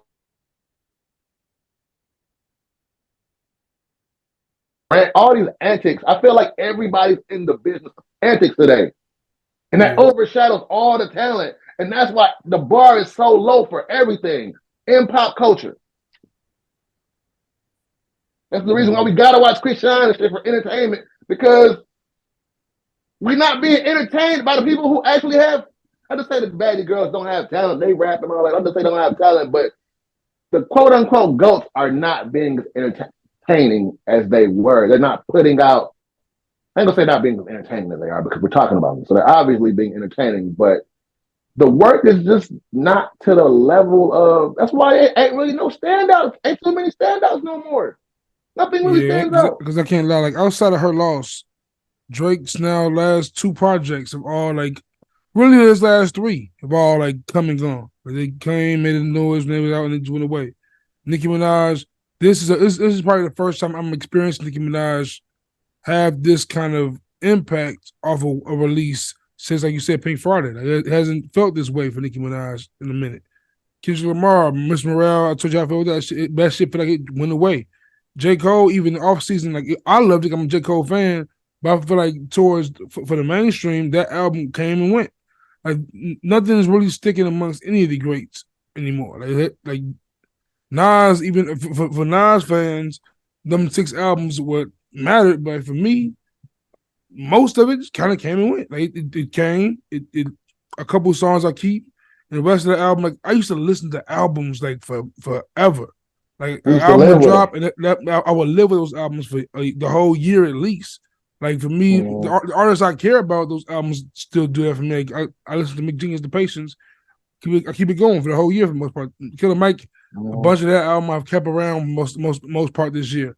But there has like doing like we're gonna do an award thing, and like it's tough to do that shit nowadays. Like it's really difficult because most of the artists, their priority is the antic, the priority is the rollout, the priority is their moment, and the music kind of just comes last because the music comes and goes. And it's crazy. This era is definitely different musically. That's why I'm over talking about these dusty ass rappers. To be perfectly honest, like that's why I like talking but the about thing is with the things outside rappers, of that. the rap, like I love R&B. Like I think you do too as well to a certain degree. Like, but like R&B is even worse because R&B, there aren't many antics they can pull, so the music really just comes and goes. Like SZA's album, I fuck with heavy. I love it, but it kind of came and went as far as the news cycle goes, or like I sleep with certain songs on the album, but nothing really stuck. Like Control stuck.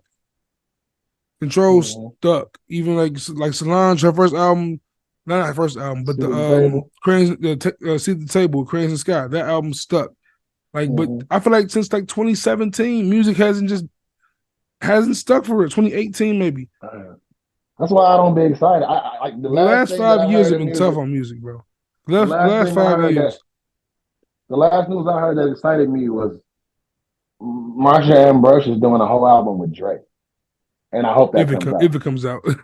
Well, I feel like Dre work with other niggas and they come out. It's Dre being Dre. Dre will give somebody else a whole album, but we won't get a Dre album. I hope so, man. I love to hear some Marsha Ambrose. I wouldn't be mad at that at all. Wouldn't be mad at that at all. Yeah, so it's like I just don't like, and that's why I be feeling the way, because I'm gonna. Hip hop is just not rap. Yes. Hip hop is not just rap; it's culture, and that's why I be standing on what I stand on when it comes to hip hop, because I grew up in the 80s when hip hop was the four elements of hip hop, the culture. So Yeah. I'm gonna always be hip hop. It's in everything I do. Me and my daughter was watching Kid and Play cartoon yesterday. You know Fire. what I'm saying? Like it's Fire. gonna always be a part of my DNA. But the rap music part of it and the rap artist part of it, because everything has been born into social media now, I could do without it. But I am the hip hop head in me is a tad bit upset at that because I grew up watching this culture evolve from like pretty much its toddler phase. And Yeah. hip hop is the baby that America forgot about. Like for So me, what? Sorry. for us to be so widely accepted and hip hop be so universal now and it be so watered down, I feel like the corporations did that because when it was potent, y'all didn't fuck with us. Yep. But now, you And see, see, I've always been the fan that, like, once again, going back to being an underground hip hop fan, like, I've always been the fan that kind of hated when the quote unquote underground rapper made the mainstream attempt. when they went mainstream, I I hate that too. I used to be the fan. I hated when Drake made Best I Ever Had. I mean, I hated when I hated when J. Cole made Workout. We I got a hated good thing. saying I hate when Fabulous and Kiss leaned on the women's songs too heavy at times. I used to get mad at that kind of shit. And I feel like today's era, that's changed over to now these artists doing antics instead of doing these gimmicky radio hits. They do these antics now, and that's become the new gimmicky That's the radio new hit. first single. That's the new first Wow. single. And I'd rather go back to the time where I had to I had to hear Workout, or I had to hear fucking new workout plan or some shit. I'd rather go back to that kind of that era, bro. Like take me back to Ludacris, you know what I'm saying, doing some random shit. Take me back to the era, Joe. Like I'd much rather have that at this one. Yeah, I agree, man. I agree. Well, I guess we can get to it. This is a very special episode. This is our annual Bishop and Steele Awards. It's the end of the year. Inaugural. I'm saying the Yeah, first one. yeah. It's the end of the year, and but obviously it's getting dark at 4 o'clock now, so we know what time it is. Recording this And what, December 19th? yeah, Yep. I'm sure we'll probably get another episode in before the year is out. But at this point, it's Christmas time. Ain't Yes, nobody. sir. Christmas is when everybody be taking the year off, the rest of the year off. So I think there's more music being released, but we shouldn't even comment to this year. So Yeah, real we heavily. are, we're gonna attempt, give our nominees and our winners and all of that. Next year, I'm sure we'll have it a lot more polished. I wanted to More have like a little structured, trophy yeah. or something, but we're gonna do this off the cuff and discuss what things really stuck out to us this year for our inaugural Bishop and Steele Awards. Absolutely, So, absolutely. you want to kick it off, sir? Yeah, but let's kick it off light, man. Like what do you think is the Might as well get in the spirit end of the year. got the Santa hat, Santa Vic, you know what I'm saying? Pimp that thing to the side. Santa Vic, you know what I'm saying? What would you deem, let's say it's called song of the year, or like your song of the year? Like the standalone song that impacted the year. Song of the year. Ooh, 2023. That's what year it is, right? Uh, well, I guess we would have to start out with what the nominees are. Which songs really made noise this year? So for me, I put three in my Rolodex. Just I would stamp them. I have three different reasons for it. Once again, these nominees, these awards come from very subjective points. I don't know what was popping outside. I don't know what I'm saying. I'm not sure. Yeah, Juice is not the he's not Yeah, the pot he's I'm not not. the as the old head said, ear to the streets guy Yeah, anymore. maybe I can stretch it and make it five. I can stretch it and make it five. So I would start off with Gunna, "Fuck You Mean." I feel like Yep, I remember. I feel like that song got a lot of, it's still going on, a lot of traction. I'll go with Didn't really care for it, but yeah. for TikTok purposes and hip hop head purposes. I'm gonna go with JID and 21 Savage surround sound. Oh yeah, that might be it. But go ahead. For hip hop and reasons, I'm going with Drake and J. Cole, First Person Shooter. Yeah. I'm also Yeah, I said that song that's had pretty. a little run. Let's see what else do I have. I have let me go to my phone. I have it on my phone. Did uh did Nicki put out any singles before this album dropped really, or was there any Nicki moments I there? guess that body song is the one. That body Oh well, yada yeah, yada song. that's just now starting to make Yeah. its round. Did Meg Cobra mean like did that hit hard? I'm Because not sure if it hit hard, but I mean, I we heard talked about it for a week or two, but the reaction was big, and of course the partisan response. oh, You know, Derek, all my life. all my life with Cole. That was his year. Yeah, that was his Yeah, year. I heard kids literally was riding their bikes down the street singing that shit. Shout out to So Dirk. Shout out to all my Cole. life, Shout out to Cole. Let's see here. Snooze, Scissor. It was on R&B Kill Bill side. maybe. Kill Bill's fire too. Kill Bill went crazy this year. Kill Bill was fire too. I feel like Cardi had something also. I'm trying to think. That bongos didn't do it. It wasn't Bungles. I think it was a different song. Oh, Oh, hold on. Hold Gorilla, on. Gorilla. Sexy Red. Oh, Pound Town. Yes. Ski Then they had the Yee. other one. Ski What was the other Yee. one? What was the other one? What was the other one? Is that Gorilla and Cardi, or is that Lotto and Cardi? Rip Me Out the Plastic. That's Lotto. It's Lotto and Cardi. And the other one was I fucked your nigga. Is that Gorilla? Gorilla and Cardi.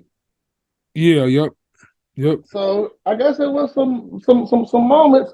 God did it this year, right? Or God did it No, God last did was year? last year. God did was last God year. did it last year. Yeah, it was last year.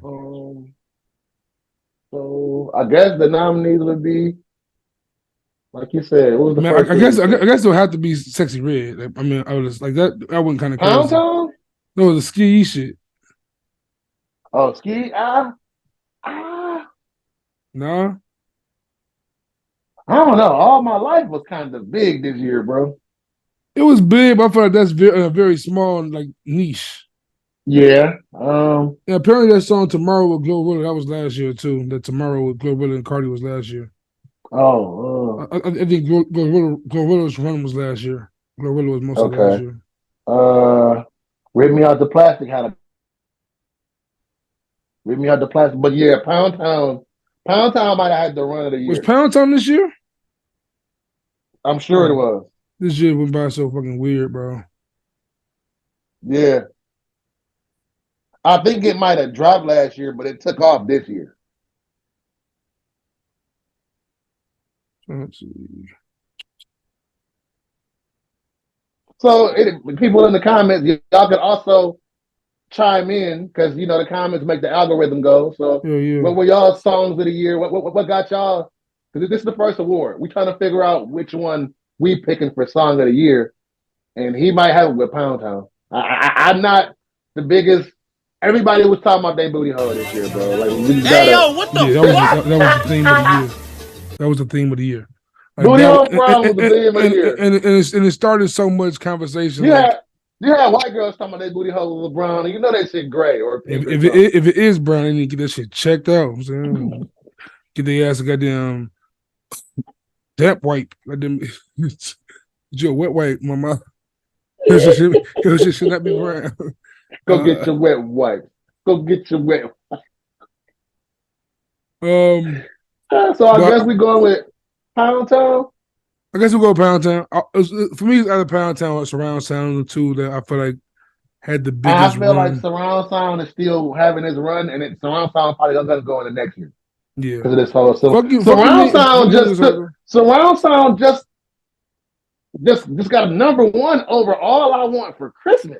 Oh, now what's that song with that girl Tyler? Water was one of them.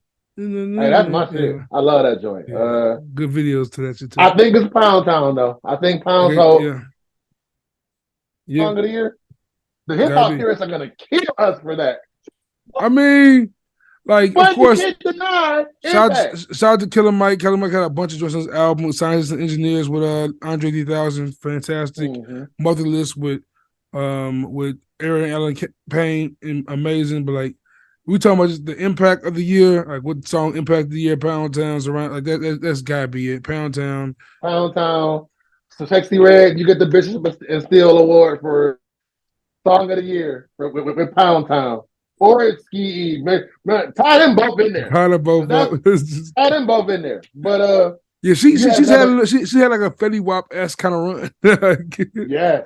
What do you think is in store for her next year? Do you think this continues or that it dies down? I mean, she did in the year with a big Drake feature. I'm not big on that song, but that song's it's cut apparently on, moving. but being outside, that song's kind of good outside. But listen to it. I guess I gotta go outside and catch it. I gotta go outside and catch it. Listening to it with the album was because I'm sure it's gonna be. I'm sure it's shocking. gonna be around next summer when it get warm outside. So we gonna see for sure. Well, I guess yeah, the next one. Go ahead. Good. What were you gonna say?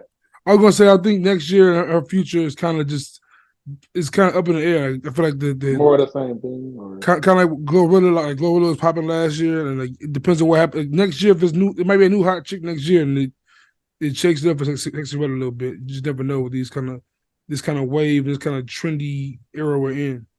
So no telling. Yeah. Well, I guess this one was a good category for me. It you suggested favorite non-hip hop album. Favorite non-hip hop album, yes sir. Favorite non-hip hop album. You got one in mind? You got some nominees in mind? Totally different from yours. I said, what are your nominees for favorite non-hip hop album? I think mine could be vastly different from yours. Oh, let's see here. Put it back up. So I got. Trying to put. Let's just flag it. Hold on. Some of Walker's on there for sure. Trying to put the titles up. I got Victoria Monet. I'm not a big Summer Walker guy. Victoria Monet's Jaguar 2. Yes. Summer Walker's Clear 2. Soft Life was tough. Chris Brown's 11:11 was cool, but it didn't really last that long with me. It was just a cool kind of album.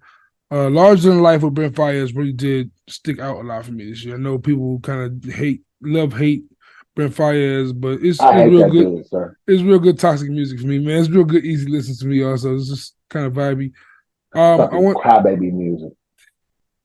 Shout out to the bro Mello. Mello put me on to this artist Jordan Ward. I also saw his Tiny Desk. Also, Jordan Ward had a project called More Word Forward. This dope little project. Dope, like kind of in between hip hop, R&B kind of vibe. Jordan Ward is dope. Listen, if you haven't heard that yet. Let's see what else I got here. Didn't Cleo Soul drop this year? Cleo Soul drop. I wasn't the biggest fan of the album. It was a dope album. It's very much so that I just had a kid, mother kind of element album, but it had its moments. Oh, but for me, my pick. What you say? Go ahead. What are you saying? My pick is October London, the Rebirth of Marvin. It's he signed a Death Row Records, Snoop Dogg artist. The guy Snoop Dogg's on there narrating the project. He sounds like Marvin Gaye, and it's smooth. It is smooth. That could be it for me too. I think that see, when I listen to albums outside of hip hop, like I said, I'm an R&B guy, but that's not my second wheelhouse. I don't even know what to call this. Like, I guess you could say I lean more toward the white people. like alternative types of alternative. Like for me, one of the albums I was heavy on this year was the Lana Del Rey album. I can honestly tell you, I couldn't tell you how a song of hers goes or sounds. I fucking love Lana Del Rey. I think I've heard that name a couple times, I think. It's like, see, Lana Del Rey to me makes, like, from a black person's standpoint, you would probably look at her like she makes taking mushrooms and laying under the stars type of music. I don't even know what category to put her in, but it's a lot of she got an album called, listen to the title. The album's called, well, it's her follow-up to her album from the year before called Chemtrails Over the Country Club. But she got an album. Yeah, she makes a lot of almost sounds folk like, but she makes a lot. She been on a lot of that Prince shit. Like her music sounds very That's spacious and all that. that is a very, very, very big thing to I'm say. not saying she sounds like Prince. I'm saying content wise, she says a Okay. lot of. All right. She says a lot of like a lot of just outside of the box type of thinking. Okay. Like, do you know? Like the name of her album is called "Did You Know That There's a Tunnel? Did you know that there's a tunnel under Ocean Boulevard?" See what I'm Okay. saying? And it's like it's a lot of that bucking that hostage. Yo, we know y'all niggas is in power and y'all doing shit up, but it's very folklore stuff. Like I said, it's some of that. Is it Take like some shroom. Adele kind of or Lady It's Gaga? no, I wouldn't put it in. I guess you could put it in some Gaga shit, but it's not poppy. It's very. Yeah, I'm back. I had to. She wanted her area set up. What do you do, 4-year-old, especially spoiled one, because she almost Exactly. 5, and it's like, bro, you're not. But yeah, like I said, Lana Del Rey makes like I. It's just the there's it's a very niche sound, I guess. But if I'm not mistaken, she got a huge ass fan base. But I was in Lana Del Rey this year. I was also into I was also into oh yeah. I don't even like to preface this with Drake's artist because I didn't even know she was Drake's artist when I discovered her. I was just vibing to this shit. I don't know if you pronounce her name. I don't know how you pronounce it's Naomi Sharon or Naomi Sharon. I don't know how you pronounce her last Okay. I'm name. familiar. Oh my God, her album is crazy. Like, I don't even know what to put her in. She's a so I have to play something. I don't know if I can like Naomi Sharon. She's Drake. She's OBO. Or Okay. Naomi Sharon. Okay. Dope. She's R&B also, or more like folky as well. I don't know. Okay. It gives you Sade almost. I can't hear it. I can't hear it.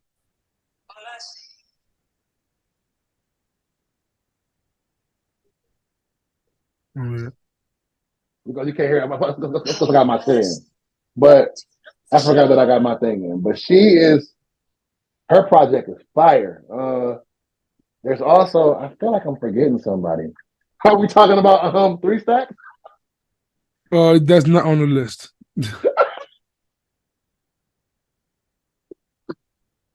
I've I've heard the album still. I've heard it yet. I refuse to listen. I'm cool. Oh man. But I'm cool on that one. obviously I think even though I like those projects, those are very standout, I guess standalone projects, but I think that if we're talking non hip hop albums, like I know October London has a great album, great voice. I've been on dude for years because Snoop used to have him on his and I hate when niggas do that because I hate when niggas be like, yeah, I heard about him years ago. I hate that. But real, I just said in passing, he's been with Snoop for a minute, way before Death Row, Oh and shit, he's didn't know fine. that. I love to see artists like way before him, not way before old Death Row, but way before him getting Death Row back. But he's been around at least 5 years or so, if not longer. But I just like to see artists who were around somebody a long time ago develop because it shows signs of artist development. Because he didn't quite sound like he sounds today, and I love that album. But I don't think you talk non hip hop albums without. I think the name that was said the most beyond it being said the most, that ain't the point. Because I don't want people to be like, oh, well, because they said her name the most is the fire. But it was said the most because of how incredible the project was. And I think I think Victoria Monet is like a shoe in for non hip hop album of the year. Yeah, I mean that's like she nailed that. Victoria Monet nailed that for sure. For me, like her between her and SZA was amazing as well, of course. But like, yeah, that was that Victoria Monet made a statement this year for sure. Wow. Yeah, I don't think it was close. I I don't think it I was love close. SOS. I love SOS, of course, but like, yeah, Victoria Monet killed that. I don't think it was But I close. think So SOS might have been last year though. I'm looking it up now. SOS was no, that's last just. December. It was last Oh, December, it was. It was around this time last year. December 9th. Yep, yep. So You're right. it wouldn't even qualify. But I mean, it will qualify because the album's coming out at this time of year. There's a like I don't even think you can I'll count Nicki for submit this the, year. but I don't you can't even submit her new album for the Grammys next year. I don't think Fuck the you can't. Grammys. I'm just saying No, no, that whether it's the I just want Grammys to or say not. that. But I just want to say that. I'm saying any award show. I think a month ago maybe True. because the nominees. Remember, I think we did an episode talking about the Grammy nominees. That was just released in the last few weeks, last like month or so. So I don't know what the dates are, but yeah, I think Victoria Monet is shoo-in for best non or favorite non hip hop album of the year. What you're thinking? It's a tie between October London and Victoria. I think Victoria. I feel like I can't argue Victoria Monet, but Victoria Monet deserves it. She smashed that. I think October London, while dope, but still, it's like it's niche. It's very. I'm saying like for me, I listen to it more. But Victoria Monet, I feel like is much more of a full body experience. Much more. It had much more into it. Like I feel like October London for me, I listen to a lot because it's much more of a groove. It's much more something I can just lay back, smoke a good drive to. It's just more of that kind of energy. With Victoria Monet, I Mm-hmm. feel like definitely is more of a much more of an artistic body of work, more so. I'll go with that. I agree. All right, so best non hip hop album for 2023, Victoria Monet. You know. Congratulations, congratulations, congratulations. All right, where you want to take where you want to take us next in the Bishop and Steele Awards? Let's go hip hop album. I think for me, my answer is easy. I'm going Mick Jenkins' Patience off rip. That's my answer. But I also have to put Killer Mike in there. I have to put Gunner in there. Drake, of course, is Drake. Drake belongs in that conversation. Um, Dirk. Does I he? mean, yeah, yeah. I've had For All the Dogs made enough noise, and that and the deluxe, of course, on top of that, like it deserves its place in the realm in the through it all. Yeah, I'll give him that. Wasn't Magic 3 this year also? Magic 3 Or was it and KOD 3? Magic 3, Magic 2, and King of Disease 3 might have been this year. I think Magic 2 was last year. No, King of Disease 3 was last year. Magic It 2 was no Magic 2 and Magic 3 came out 6 weeks apart. oh, Magic 2 came out in July. didn't realize that.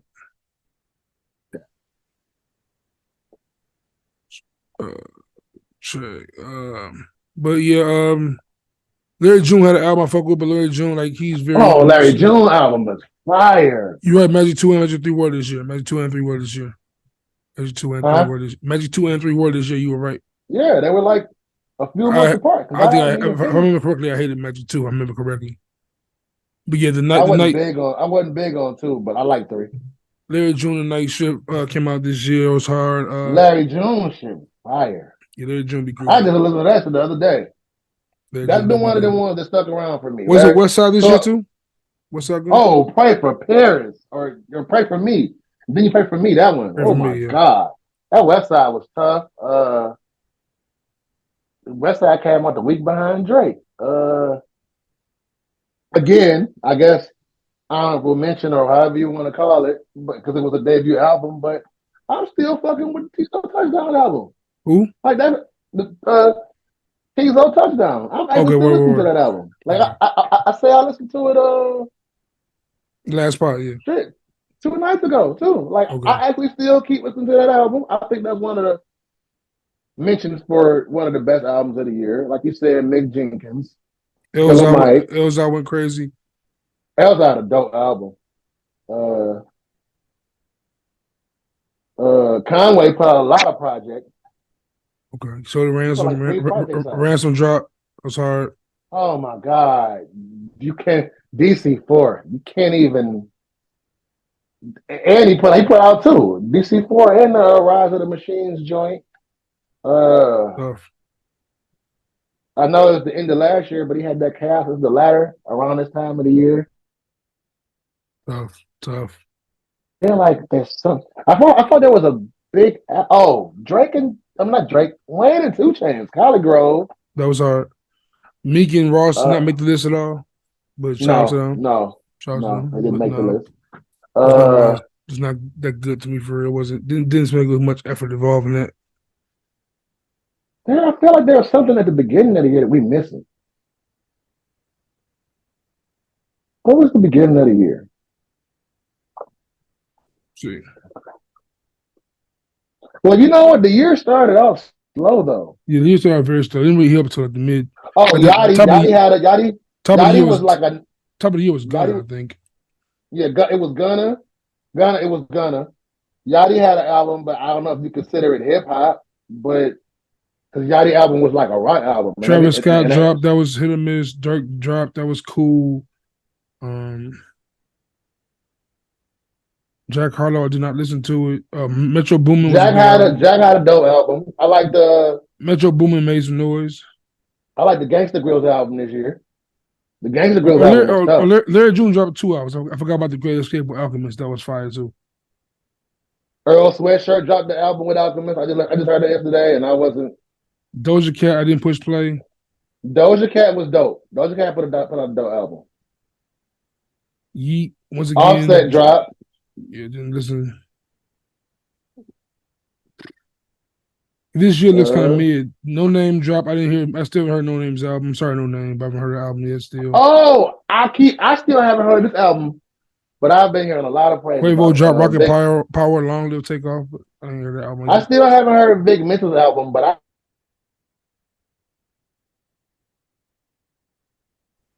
Madlib dropped the album this year. Probably an instrumental album. Possibly. Called Champagne for Breakfast. Yeah, it was all beats. All bullshit aside, man, it's Killer Mike for me. It's Killer Mike. I don't think we'll go to the top on this one. I'm not gonna get off my heel. We'll go on the top on this one. I think Mick Jenkins is a strong 2 for me because Mick Jenkins had a strong project. But I think when you stand them, I think side by side, I don't think Mick Jenkins' album was better than Killer Mike album. I think Killer Mike album was better produced.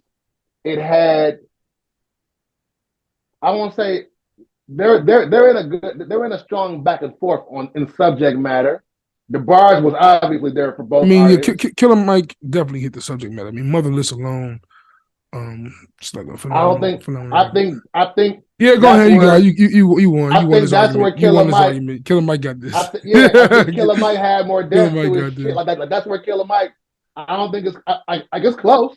Yeah, don't get me wrong. Like I kind of going by. Something I have my non-hip hop album. Like October London, I play more. The Patience, I play more. But as a body of work, as a versatile project, Killer Mike, that album is phenomenal. I mean, it's just phenomenal. Yeah, that's the only album. He did a masterful job.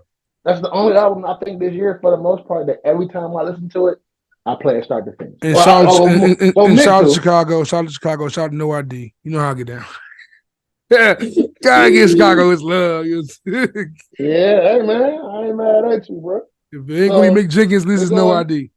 We're going best or favorite hip hop album for 2023. Bishop and Steele, that goes to Killer Mike, but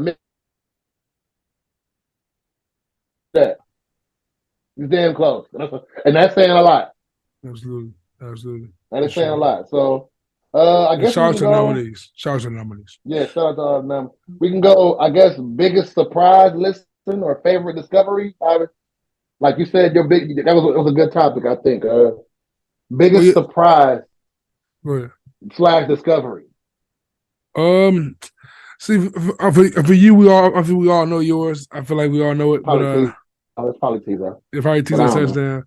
For me, I really like the kid Jordan Ward. I mentioned him earlier with the non-hip hop album. Jordan Ward is his name. Project is more forward. He did a tiny desk, like I also said. It's just it's different. It's fun. It's kind of so Aquarian-ish. It's kind of It's kind of JID-ish. It's kind of Kendrick-ish. It's kind of so. It's a great listen. It's a great, real smooth listen. It's different dynamics in it. It's versatile, and he shows a lot of potential. I think him and Tizo, I guess, it's similar. It's similar range. I think the age range probably the same as well. It's that newer era of like Kendrick, Uzi kind of kids. You know what I'm saying it's like they're woke, but they're playing a great area of genres. So he'd be my vote for sure. But I'm interested in yours. Yeah, I think for me, it's because I'm trying to think of what I listened to that was new this year. And to be honest, I didn't give 2023 a fair shake at new shit. I was you that year when you was going crazy with Good in the Hood podcast, and you was like, "I'm on what I'm on. I ain't listening to none of this other shit. I don't care." I mean, I'm That's still the on kind there. of I kind of have like adopted that for the rest of my life. I feel like if it come across my table and I like it, I'm gonna fuck with it. But I'm not gonna go out my way. I'm not going out my way for music no more for real. Like I used just listen to Tizo. I gave it a couple. I heard a couple songs. I just haven't gone back to it yet. But I want to listen to more of that. It sounded interesting. I just haven't sat down with it like I want to. But like when I get suggestions, like people like you, people I respect their music taste, I'll listen to it. But like I haven't heard like shit like the guy Yeet. I haven't heard yet. I have outside of the Drake joint. Yeah, but even that, I think I've I heard that. I heard that song like twice. I think I haven't listened to that song at all. For like even when I'm looking through my Spotify rap list now, and my listening time was like I don't know 14 maybe 20,000 minutes or something. I'm going through it now, but that's light for me on an average year. I'm doing like 40 to 60,000 listening minutes in music, and yeah, my show was this low year too. just My show was like 22,000. Like damn. like to some other people, that may be a big number to people. For Yeah, us, that's like that's low as hell. a see. That's like a half. It's like a season. Yeah, facts. That's like literally. But I've been And doing a lot of podcasts, listening. Like yeah, a lot of other shit going on. I haven't been excited. So it's like for me, I don't even really know who I discovered this year that was new. It and if I did discover who stuck, so I guess just by default it's Tizo touchdown. And I haven't had a new album that paused or that like I kept going back to, but him. So by default, I guess is that. But that's to me, that's a reflection of the times, right? I was talking to Yeah. Deal, True North Views podcast. Shout out Deal. But Shout out Deal, shout we out True just North had a Views, shout out to discussion. Matt. We just had a discussion maybe last night or the night before where we were talking about era. Something, for once, I'm actually shocked that we haven't done our ages shit this podcast, this episode. But I was talking, we were talking about era. We were talking about some dummy that made a post on Twitter talking about Big L and Jay-Z couldn't exist in the same space because Big L was supposed to be the Lil Wayne of the '90s, and then he said all of this. This is what he said. I'm gonna find the post. I'm gonna The put it Lil up on Wayne of here. the 90s is He said, crazy. Lil Wayne was in the I 90s. said, that's what I said. I said, so who was Lil Wayne in the '90s, sir? But he said this goofy shit, and then he started naming all these reasons why Jay-Z and Big L couldn't coexist. Oh, what year And the was first thing what year was Life is Lifestyles The Poor and Dangerous? What year was that? 99? 98? it was after Reasonable Doubt. I know that. It was after Volume 1, I think, too. Like I think Jay-Z was established already. Who was this person? He started off with saying, I'm gonna put the tweet up. Who was the individual? Hey, big dog, do your research before you tweet for that one. He was another one of these foreign transplant hip hop babies who grew up following academics and don't know shit about the culture. You just watch a bunch. They did a whole 7-minute freestyle together. he said the first reason he said was because this is what the first reason he said Jay-Z and Big L couldn't coexist was because they were both from Brooklyn. Whoa. Okay. Yeah. Exit. Exit. Yeah, that's an exit right there. Exit right out the conversation. Like what? Okay. So anyway, all right. Get your borough correct first. Me and Deal having this discussion, right? And you know, Nigga, Big all L y'all, shouted out Harlem every chance he got. Big L was the and most he was Harlem talking nigga about. ever. Oh, and the second thing was Big L got the best of Jay-Z so many times. Where are these so many times? Where are they records? Outside of the freestyle, where are all these Big L featuring Jay-Z, Jay-Z featuring Big L joints? Where did this happen? Where Big L got the best of Jay-Z every time they was together? Where did this happen? What hip hop did I live in? What alternate universe of hip hop did I live in? But and he did say so far ahead of my time. My parents haven't met yet. That's just still one of the hardest bars ever. Yeah, but yeah, and he said like anyway though that carried on into me and Dill's conversation. He's a weirdo. Whoever that guy is, he's a weirdo. I made this comment about these foreign transplant chicks, academics wannabes. Yeah, because all these niggas is island, all these niggas is Caribbean boys will come over here with their "What's up, my guy? What's up, my guy?" We're gonna just like do their little shit. But you know how they do. Why you do the Deal voice? Shout out to my nigga Deal. Oh no, Deal is like, come on, dog, come on. I just told hey, Deal, all respect, Deal. I just told Deal, all the guys in Toronto sound like Drake on Saturday Night Live to me. Where it's like, it's gold, man. It's gold, man. Come on, dog. They're like British Jamaicans. Just like all right, bro. But it's the same flack that him or Cordell or anybody under 30 give me when I be like, yes, there go y'all era again. There go y'all era doing some more stupid shit. And he was like, you know, but it's a lot of us that and there is a lot of those guys who know they shit. Cordell, Deal being too. But if you have to say, I'm not like these other young niggas, then that means that you know that you're not a reflection of your era. Exactly. If you got, and when I was young, we wasn't saying, but I'm like the rest of these young niggas. No, because we knew what the shit we had. We wasn't saying that. If you gotta say that, then you know that your peers are trash. Most of them. Exactly. You shouldn't even feel attacked by it. Like, yeah, these if you feel attacked by it, or you get upset by it, I mean, I'm sure it's factored into these niggas being uberly sensitive now because that's a new thing to be called. It's to be comfortable in vulnerability. But if you feel like that, then that means that you know respectfully that most of your peers are ass. Yep. Otherwise, you wouldn't have to say that. So in this era, like I said, there isn't much to discover because ain't too many of you niggas setting the bar high. So Tizo, thank you. I know your fans attacked me, but thank you for giving me a younger guy to like be excited about. Yeah. And he ain't even that young because he's 31. He's 31. What are you 21s doing? I can't name you anybody under 25 that I'm really listening to as rapping. They all girls. Like the last young rapper I really gave a real listen to and became a fan of was JID. Like that's probably the last one of that age, or Vince Staples, or them guys like the last. And them guys, I'm sure they 30 at this point. Yeah, West Side Boogie. That's like the last group of people that were like. I mean, the Rose and all the Sab, other and ones, I think Sab is 28. Like Sab is 28. And unfortunately, all the other ones who we took a liking to, they're not here. Passed away. Pop Smoke was 21. He passed. Just like it's crazy. King Von, like these boys as young as this. Juice WRLD, King Von, Triple X. Yeah, I know I was forgetting somebody, but it's unfortunately, that's what happened to this era. The I mean, you mentioned Big L. That happened in the 90s with the big L's of the world, but like at least it was a balance. It was a balance.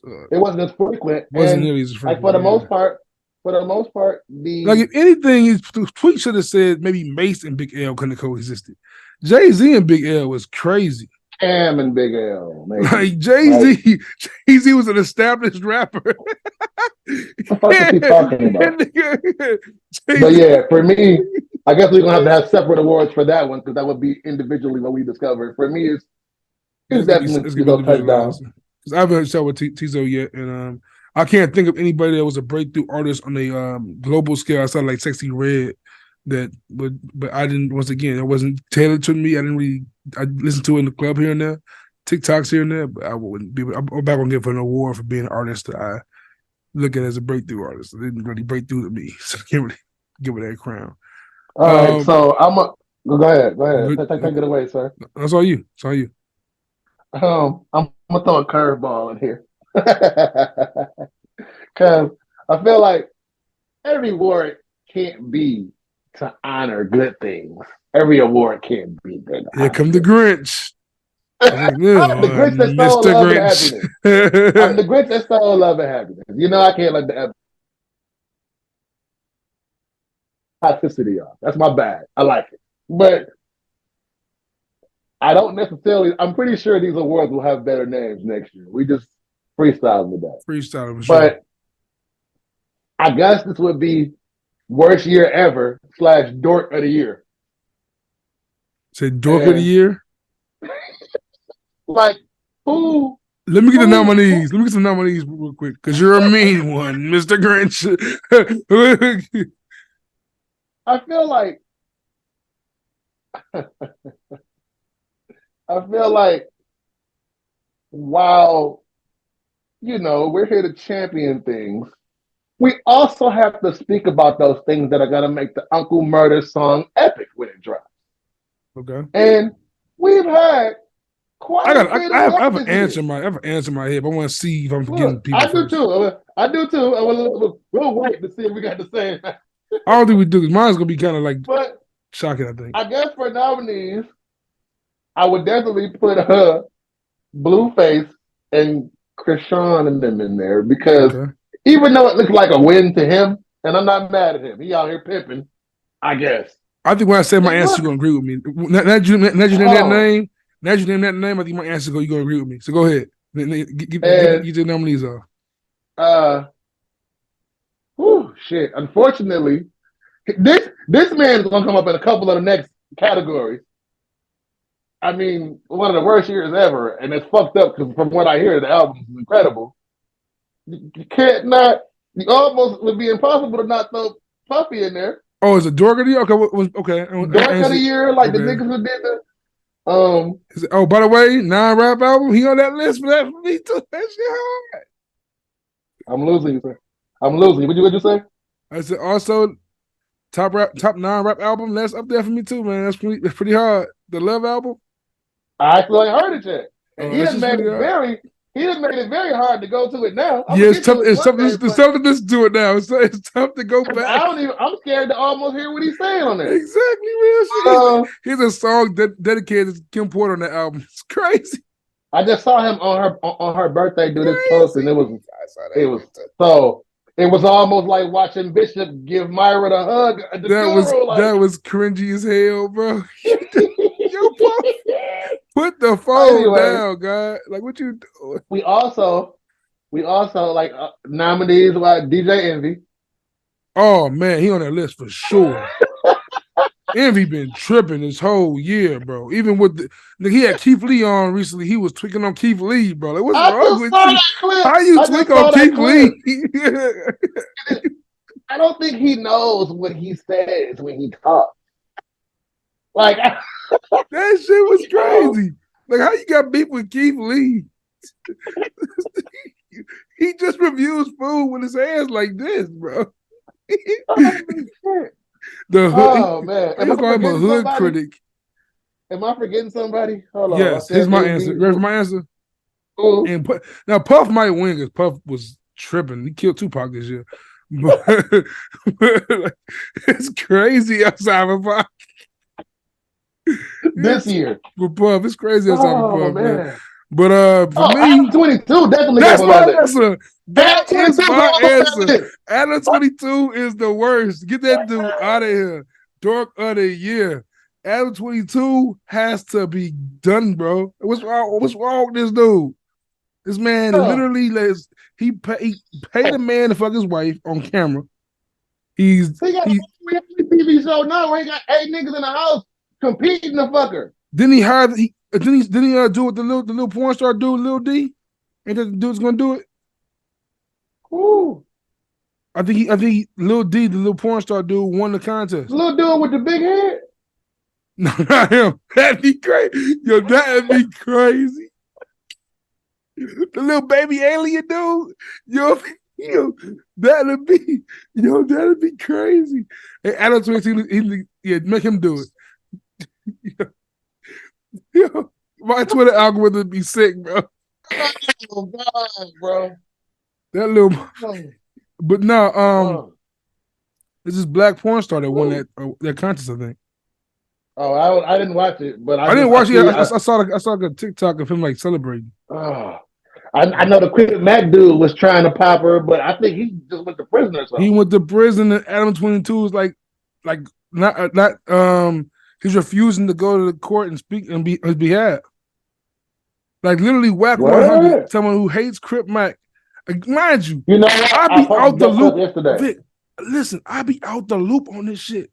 But this one just happened to fall in my lap because I'll be on the the Joe Budden TV community shit, and they put it in there.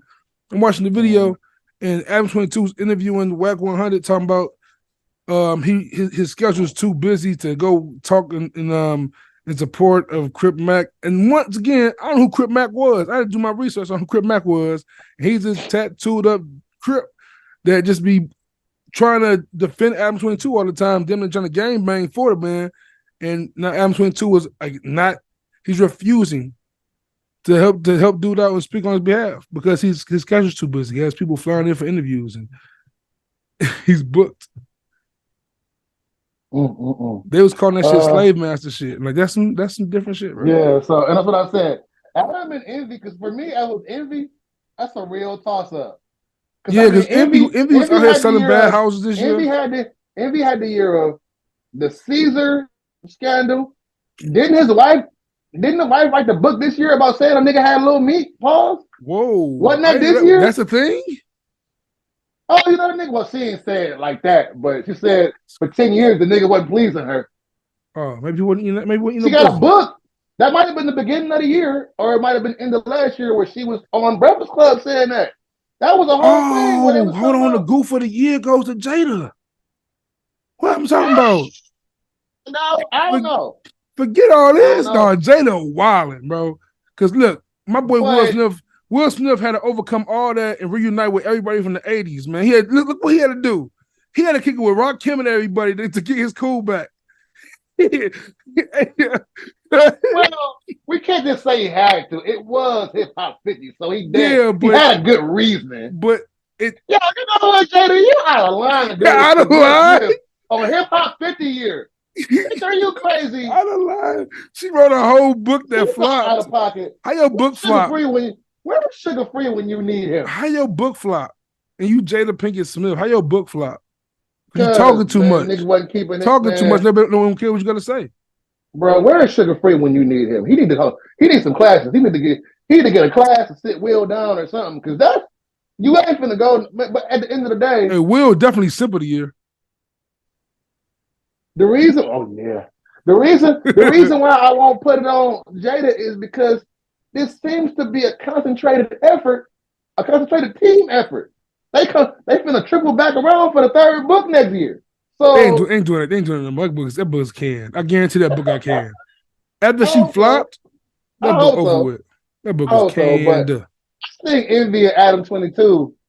Like Jada might be in the top runnings for Scandal of the Year with all these interviews. No, but the Scandal of the Year goes to Puff. Puff won that by a landslide. It's not even close. He told Jada, hold my Ciroc, hold my Deleon. Imagine, right? You kind of like dodge the Tupac drama and get hit with the rape charge. That nigga murder and rape in the same year. Multiple. And then murder, rape, domestic violence. Another woman just came out and said he beat her up. Damn, Puff, like, what's going on with you? Puff was crazy. Yo, this nigga Puff is insane, bro. All right, so with Puff took the year by storm, bro. Puff won the year. So We don't even got to discuss scandal of the year. We know that's Diddy off rip. He got them all, bro. But Every category of Blueface, scandal. He got all the scandals. And nigga had a second so baby this year, bro. He had a baby on the side chick. And nigga won the year. how you have a baby on a chick that was already your side chick? Then they got a side. That nigga had a side baby. And he had a fucking his son had a hit song. Like Puffy just did it all this shit, bro. So yeah, we know he's scandal of the year.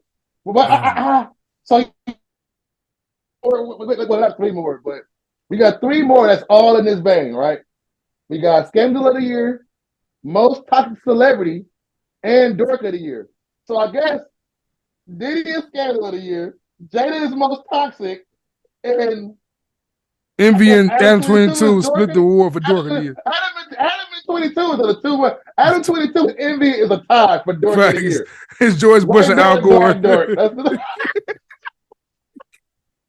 Hey, the fucking Ruben Studdard and Clay Aiken, bro. They the Barack and Joe of dorks this year. President, Vice President dork. Them niggas was wildin', bro. Man, imagine one dude out here selling his wife pussy and the other dude fighting with Tyrese over his wife pussy. It's like, what y'all got going on? Oh, God. And we forgot about Rick Ross. Rick Ross been cooking them all year. Cooking them. Smoking his boots. He had the gunplay shit. He had the car show shit. Yo, Envy was wilding. I mean, Envy was wild. Adam 22 shit. Adam 22 also got rid of his whole crew and beef with them a million times. And he almost got some niggas beat up a couple weeks ago. He interviewed the Grand Wizard of the Clan and shit. He was doing some wild shit this year. Oh, God, bro. 2024 is looking grim. It's looking, bro, this shit is looking. Give me, how about media platform of the year? What would you, out of you got academics, you got Joe Budden, you got Vlad, you got Breakfast Club. For me, I think it was my expert opinion. I think Matt Hoffa, like, he had a great year last year when he had Fat Joe and he started transitioning out of battle rap platform into multimedia platform, but he has had an amazing run this year. AZ, Special Ed, Angela Yee, he just had quite a few moments. Then he had a breakup this year. Two breakups this year. Math had a great year this year. And he ushered battle rap culture back in. I gotta give it to our guy. It sounds biased because we Joe Budden fans, but like, bro, the year this niggas, he been on Mav show, he been on Elliot's Rap Radar podcast. Potterhouse, him Queen Flip and Mav started Potterhouse this year. They was doing that shit like it's a lot of this happened with Joe this year, like, and he hasn't had any really big interviews yet. He has Nicki coming up, but like. Oh no, Joe had an amazing year. He interviewed the guy who survived 9/11. And I mean, that human series was incredible this year. It was. Mike Tyson. He had Steve I wish Madden. He had done more. Yeah, Mike Tyson. Mike. Yeah, Mike Tyson. He had Steve Madden. He had here's some interesting interviews on that side. But like, as far as homie that walked across Antarctica. But as far as like him having his podcast is done like in just being like a standalone podcast that doesn't really do big interviews like that. They just touch on the topics and do it for like 3 hours twice a week, plus the Patreon shits that come out. It's like 5 episodes a week almost consistently. I'm almost to the point now where he stay in the news. Everything he say is newsworthy. I guess you should count Joe because he made Drake rap. Yeah, BET gave it to Carisha, but I feel like Joe is going into a different. To me, he's going into the Joe Rogan space at this point. Like, he's almost Joe Budden. To me, is damn near bigger than at this point. Man. Breakfast Club. Breakfast Club. Jervis mentioned like it's to me. Breakfast Club took a hit, and to me, that shit was washed up, but just hilarious. she rose this year. And the other young lady, it's another young lady also. I don't know her name. Claudia Jordan. No, she was on there for the interview they just had with not Sexy Red, Keith Lee. What was the girl's name? That's Claudia Jordan, right? Is that her name? I think so. That's the other girl who was kind of be there as much as Jess be there. But I don't know if that was her for that interview because I didn't watch it. No, Claudia Jordan. This lady is amazing. This lady is right here. She's incredible. That's what I'm talking about. Claudia Jordan, fire though. Shout out to Claudia Jordan. She is very much so that. So yeah, for me, I think it's Math Hoffa, but it's I mean, I guess it is like at the end of the day, because didn't they turn into the buyout in 6 this year? Yes, that happened December last year though. Yep. So yeah, I guess if we rolling with Joe, I ain't mad at it. I'm trying to see this girl's name real quick. Is it her name on this episode? That's another thing we can factor in. Because me and you both got enough in our algorithm to do so. Who's baddie of the year? Like Jet Beauty of the Week. Baddie of the year?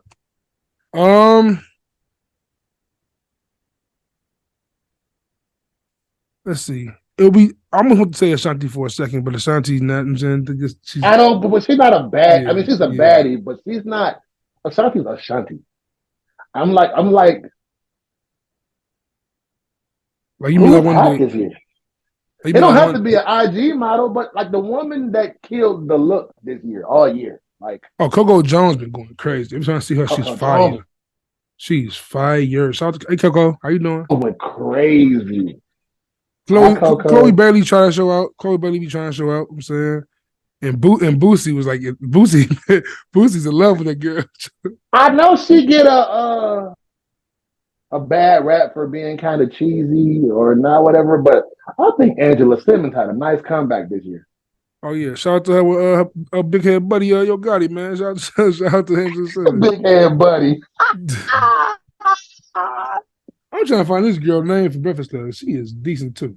But yeah, there's some beautiful women that have been active this year for sure. I'm trying to get somebody that stands out for real. Shout out Persephone. I mean, light skinned Keisha's always on my list. Shout out to Power. See, it's almost hard to judge at today, and I don't want to be they'll kill us for this being men. What are the chances being men who fall over women when they're half naked? Oh God, men objectifying women. What women be going crazy over niggas, man, all the time. Yeah, the way the world changing, they don't want us to like. They want to be naked, but they don't Lauren LaRosa. Her name is Lauren LaRosa. Lauren LaRosa. I'm gonna show you. See what I show you. Can you see? I was doing blurry shit. I can't see her. I don't think I've seen her. How you see it? Vaguely. Yeah, she be on the show.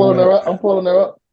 Oh, that's her. I didn't know her name. Exactly. I never knew her name. I just never knew her name. Oh, yeah. But yeah, well, she's on the show and Just Lyrics on the show has been pretty great, pretty good. Yeah, that's why I said I wouldn't say Breakfast Club. I would say they're new blood. Get them old niggas up out of there. Charlamagne can stay. If you had to replace Envy with somebody for Breakfast Club, who would you replace him with? Sorry, Envy, don't cry when you see this, please. Yeah. Page Rage. Hey, shit. Get Jesus up there. Can't stand. I don't like them niggas separately. I ain't gonna lie to you. But I don't know what it is about him, bro. Even on Mello's show, if you got him up there, it would be Jesus, Charlamagne. But Miro has a podcast now with Carmelo Anthony, and when I tell you, making Miro a host of the show was not a good idea. There should be somebody else to host the show. Like Miro is Miro. He's good at commentating, but him actually like leading the discussion, it be getting like Nori-ish. Like, you know, like when Nori has the wheel too long, it's like, all right, Nori, you start to repeat yourself, and I gotta watch it because I like Mero because Mero got that hood nigga. Oh, but I'm gonna say what I feel like saying. Go back to media platform. I want to shout the sports platform. You ain't the biggest sports home MZN guy. It is what it is. It is what it is. Gilbert Arenas has a great one. All the smoke with I can't stomach Gilbert.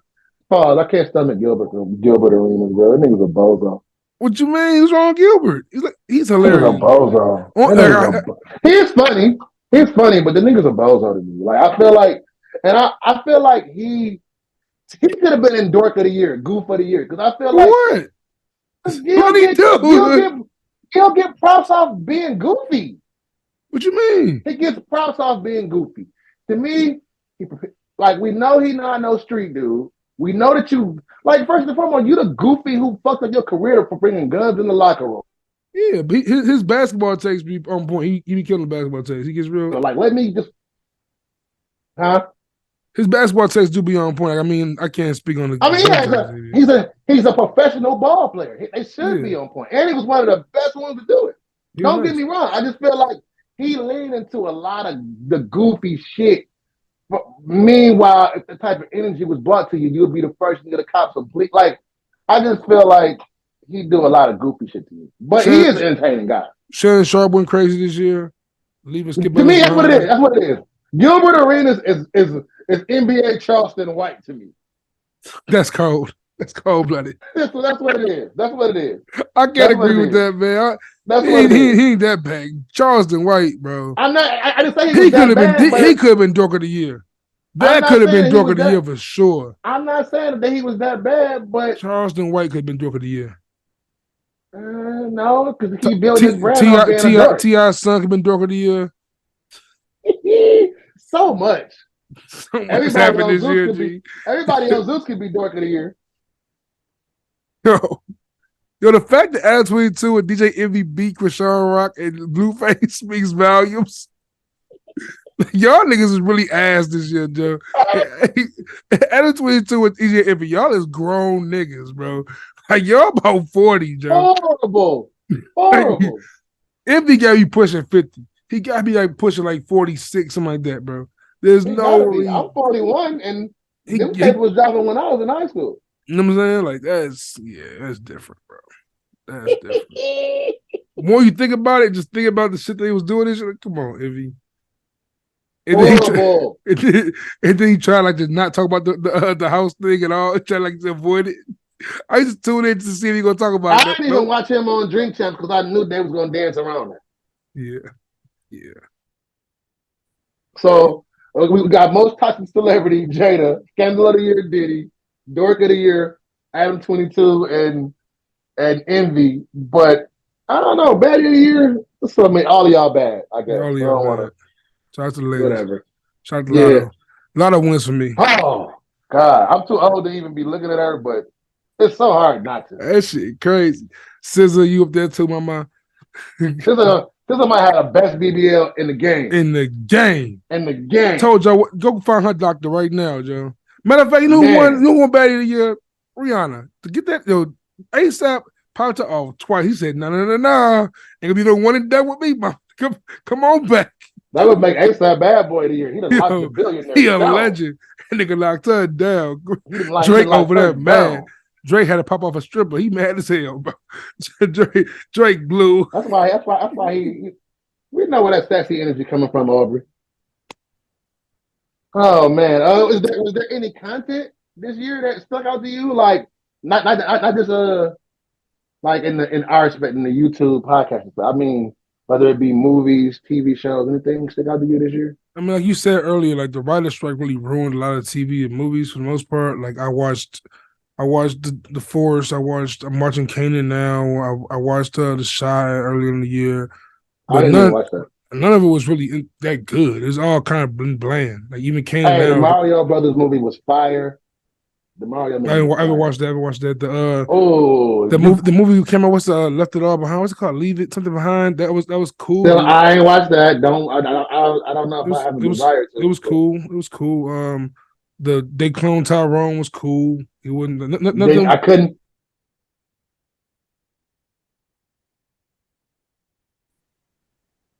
I cut it off. I was like, I'm not doing it. Yeah, it was. Yeah, I didn't want to be serious undercover brothered out. I'm cool. Essentially, what it was. It's essentially a great synopsis of the movie. It's like Jordan Peele does Undercover Brother. Basically. Like literally, there's a whole scene with like when Neil Patrick Harris went to the lab and tried to fight the dude. Like the same kind of shit's going on in the movie. It's crazy. That's amazing. I couldn't. I got Undercover Brother halfway. was way better though. I got maybe 15, 20 minutes in and couldn't take it. Undercover Brother was way better. Undercover Brother killed that. That's way I know there was I can tell you this. The documentary space kicked ass this year. Documentary space kicked ass this year. I actually just there's a mixtape on was the Supreme Team doc this year too? I think it was. That was this year. The Supreme Team doc that was this year. Oh, Succession. The last season Succession was this year. Great job. Snowfall season finale. Man, ending of Snowfall. What?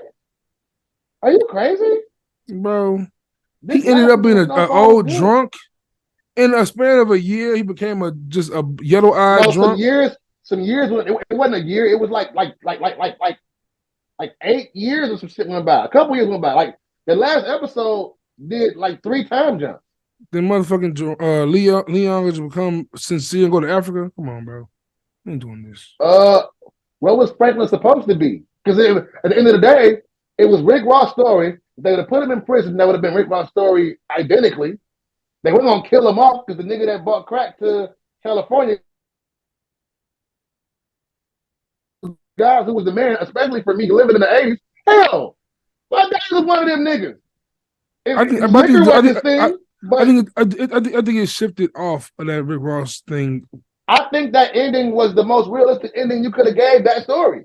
Because most of them niggas that was walking around when we was in teenagers in the 90s was the niggas who was the man in the 80s. That happened. True. That's real. That was the most realistic ending that you could have got that ending. And he bodied it. So I don't think you crazy. Snowfall was one of them ones. I hate the mom. I hate the mom in The Wire. I hate her in the Snowfall. But I just hate the lady, Joe.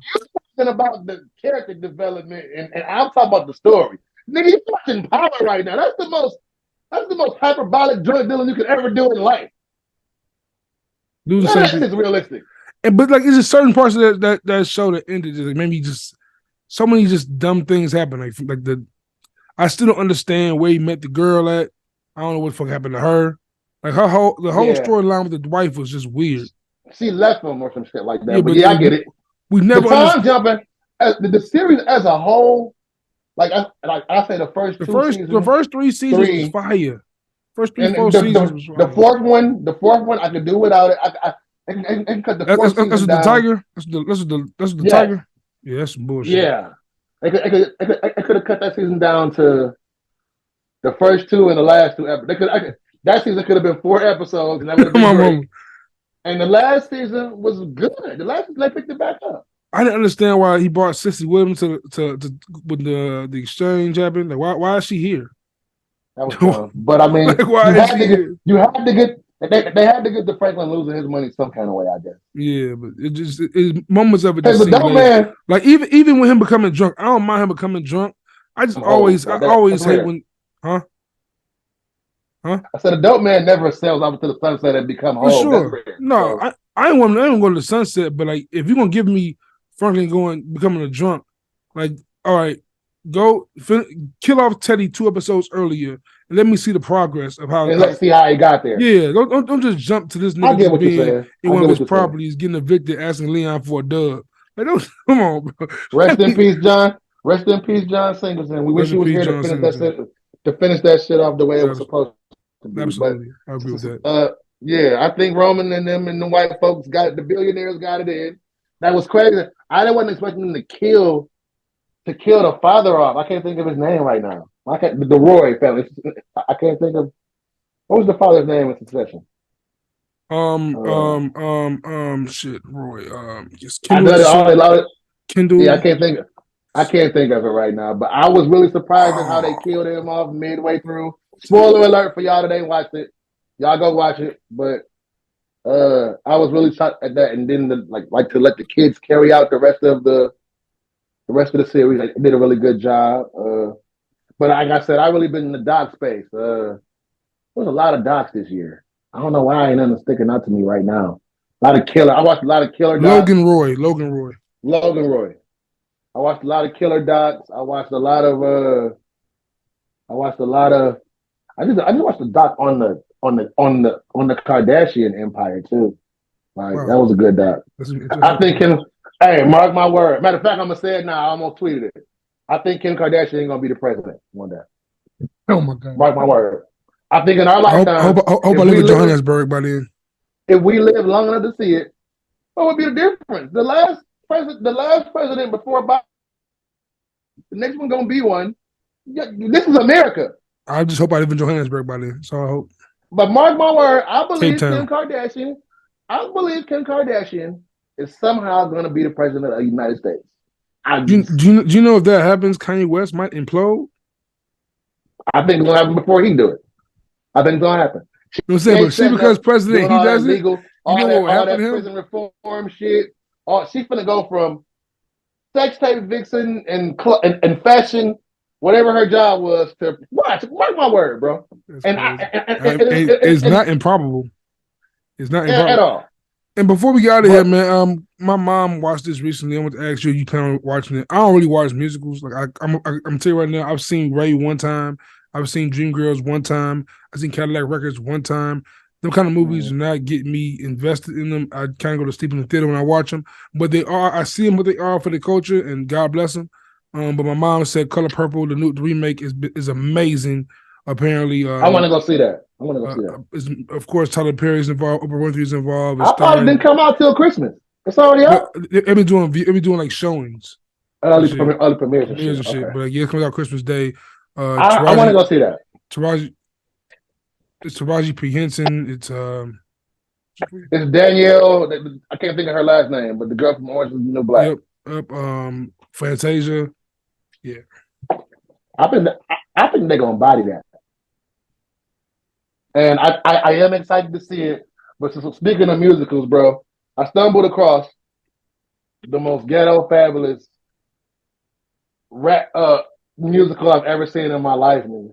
On Stars, it's called Gangland. I guess it came out last year, and it's like, and what's it on? Musical in like South Central. And what's it on? It's on Stars, bro. And it's got Tamar Braxton and Willie from Day 26. And it's like shout out to Chicago. Hey, shout out to Chicago. Shout out to Chicago, man. Is he from there? Yeah. He from there? That's I remember who he was. Hey, dog, don't. It's a swole nigga, right? Kind of swole. Yeah, don't bask in this shit. This is so bad. I can't cut it off. But it's dog, bro. Hey, yo, Willie from Day 26. You know, that's crazy. I know Tubi has risen in 2023. Can we leave some of the Tubi? You know what? I'm for the creators. Everybody get y'all money. Get your money, man. Some of y'all, like, everyone shouldn't have a camera. They finna do Tubi Miere versus Tory. You ain't seen this? No. Oh my God. Oh yes, I have. I seen the cover. I think I seen the cover of it. It's a trailer for it. Oh, I ain't seen it. I just saw the picture, like the. It's called like a rapper gets shot in the heel. That's like the name of the movie. Rapper gets shot in the heel. It's something stupid like that. But the nigga, listen, bro. I saw the movie. Not even look. I went to look it up on Google to find this because if this movie was out, I wanted to see it today. Likewise, shit. And they have a trailer for it already, but the movie is still filming and it's going to apparently be released next year. And I forgot the rap girl name, but it's something to something. Her name was Chelsea. That's great. I think it's like Pony the Snout. It's something. It's the story, bro. Oh God, bro. And shit. Also, one more thing to check out before we get out of here. Give you guys something to look into. But typically, like you guys, you know me pretty well, Vic. Man, when I like an artist, I'm investing in my. When I don't like an artist, I try to stay away from their music, especially when it's an artist that isn't like bad, but I don't want to like I'm bashing you. Like certain artists who aren't my cup of tea, and but I don't listen. I try to avoid their music because I don't want to sound like a hater when I listen to their music. One of them artists has always been Boss from Dreamville. Oh my God, I love Bob. But see, for me, I always felt like Boss was kind of just like, it was never really. I've always liked Bob. Never really got anything from him. I like the songs he's made But- Cole, certain features he's done. But this new project he has is pretty damn good, and I must give him praise. He has he has 3 songs on there with Cole, but it's a long project, 17 tracks, and it's very versatile. Like, he gets in different. He plays with his voice a lot. He gets in his rapping bag. He's flowing a lot. And the title of the project is dope as hell. It's called "We Only Talk About Real Shit When We're Fucked Up." Amazing title. I heard that song. That's the title of the album. But the intro track, Light of My Soul, is like once you hear that intro track, you're going to be pulled in for the whole ride. He's still got an amazing roster. Yes, JID, Kaz, Boss. But see, Boss been around like before this new flock of additions. I want to say he was the first Dreamville artist. Probably because he was he's Eve, J. Cole's manager's little brother. So like he's the kid from the East Sudan. Like he's dope in his own right, but like his early work, his flow was never really hit for me. His lyric, he seemed very novice at times in his early raps. But now this project especially, he sounds like he found his form and he's comfortable and it's showing. It's a great listen for sure. So please, everyone, check out that Boss album. It's probably going to be on my top list. By the end of the year, like by the time the year's over, we've probably heard this album about 10 times by the end of the year. For those of you who need a good documentary, I don't know if y'all got Paramount Plus or not, but there's a doc on there called Mixtape. And it's legitimately, it's one of the best docs I've watched all year. It's actually really dope. It's like the inception, which truth be told, the first Cool Herc parties and all that shit, those are mixtapes. Mm-hmm. And maybe next episode we can get into that and break it down. Like maybe you should go watch that joint because I've seen it. It's a dope. Oh, you have seen it? Yeah, sorry. It's a really incredible doc. Maybe we can get into that because even when watching it, I started thinking about just my history growing up with mixtapes because you realize how significant they are. Because when we talk about mixtapes, people always talk about Dipset, Wayne, G Unit, Gangsta Grills, that whole early 2000s, that whole early 2000s run. But I go back to like hearing, like I heard Brooklyn's Finest before I heard Reasonable Doubt on a Ron G mixtape. Yep. You know what I mean? Before Reasonable Doubt, when the only mainstream song presidents and stuff like that. Mm-hmm. So I think a mixtape conversation is definitely needed. So that's a dope documentary for those of y'all who haven't seen it and who love hip hop timepieces. Absolutely, man. I feel like that's a pretty great way to close it out. Maybe next week dive in more in the mixtape and just like that whole element because I feel like it's also a great conversation as far as the different impacts mixtapes made in different areas, like how we all access them. Like for you is that story you have. For me, I remember hearing Move Around with Bum J before it hit like the video games. I remember that being on mixtapes from like just local DJs and shit in Chicago. My dad's being like my dad's do security in bars and shit, so I get to like the certain tapes that DJs will have. I have a shit like, oh, this is dope, like, and like that just kind of influenced me in that way as well. So like, yeah, that kind of shit's important, and like that whole era of just music sharing before the internet, Mm-hmm.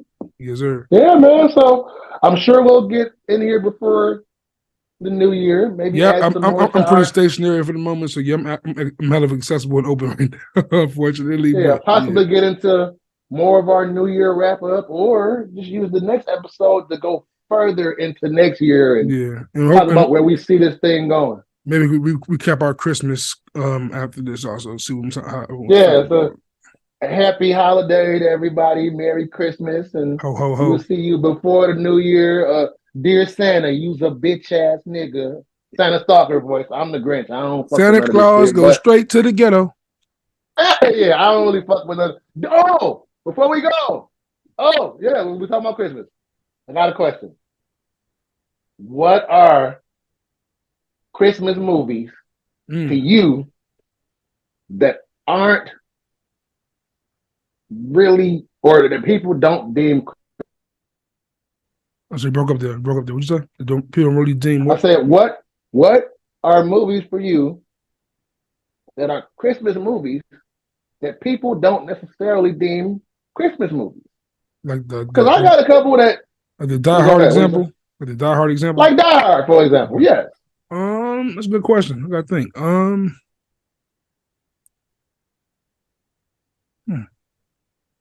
Because to me, Die Hard is a Christmas movie to me. Yeah, me too. I'm trying to think. Die Hard is probably the one on top of my head. And we You deem know what's Christmas a movies. Christmas movie? You know what's one for me that people like my kids even get mad because like when I'm decorating the house and shit, I put this shit on. B Street is a Christmas movie Why? because it took place during Christmas. And you see, I mean, it started out. It's a whole Christmas scenes in that movie. It's You're a right. whole It rapper there. is. Jingle, jingle. It's Billy Francis with the cool Modine doing Christmas songs in the That's movie. hilarious. It's a fucking That's Christmas movie. hilarious. That's hilarious. Good. I never thought that one. That's a good one. Damn. Yeah.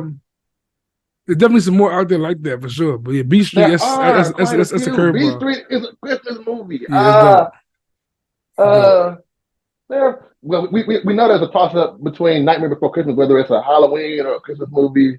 My daughter gonna watch it all year round anyway because it's spooky. But it's fire. It's fire movie. if people watch Home Alone, like I'm all Christmas out. I got my Home Alone Adidas on right now. Shout out to Macaulay Culkin. Kevin. Yeah, shout to him. Shout to him getting his star on the Walk of Fame too. The Wet Bandits. That was dope.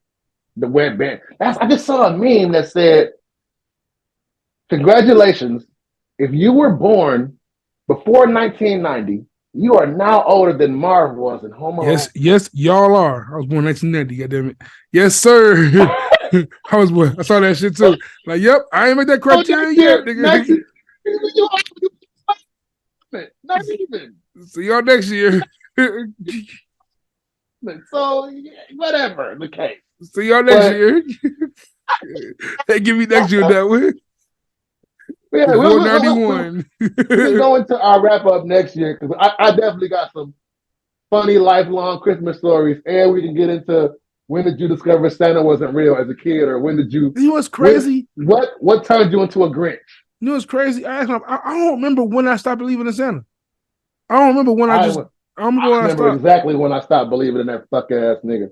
But I feel like I feel like after a while I see it in the movies and TV shows like, oh, okay, it's not real. I discovered it at like 5. Yeah, I definitely discovered it early. It was definitely early in life. Yeah. You know how? What? You know how you felt? No, I do remember. Yeah, I know how. I know exactly how. I remember now too. And I think about it. I remember now too. How was yours? Well, I guess 2 separate cases. One, my cousin was showing me. I got a cousin a couple years older than me. He was showing me where they was hiding the toys and shit. Same thing for me, basically.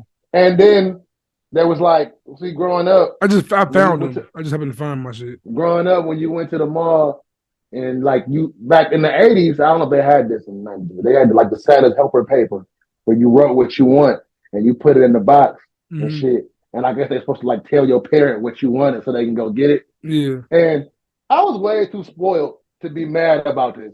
But that's just a kid brain, bro.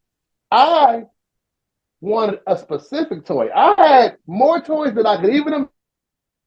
Probably why so many kids I used to aggravate so many kids because they used to be like, this pompous motherfucker. Because nigga, we over here struggling to get shit. We got Goodfella boxes. You got all these fucking toys and you cried about this one little thing you want.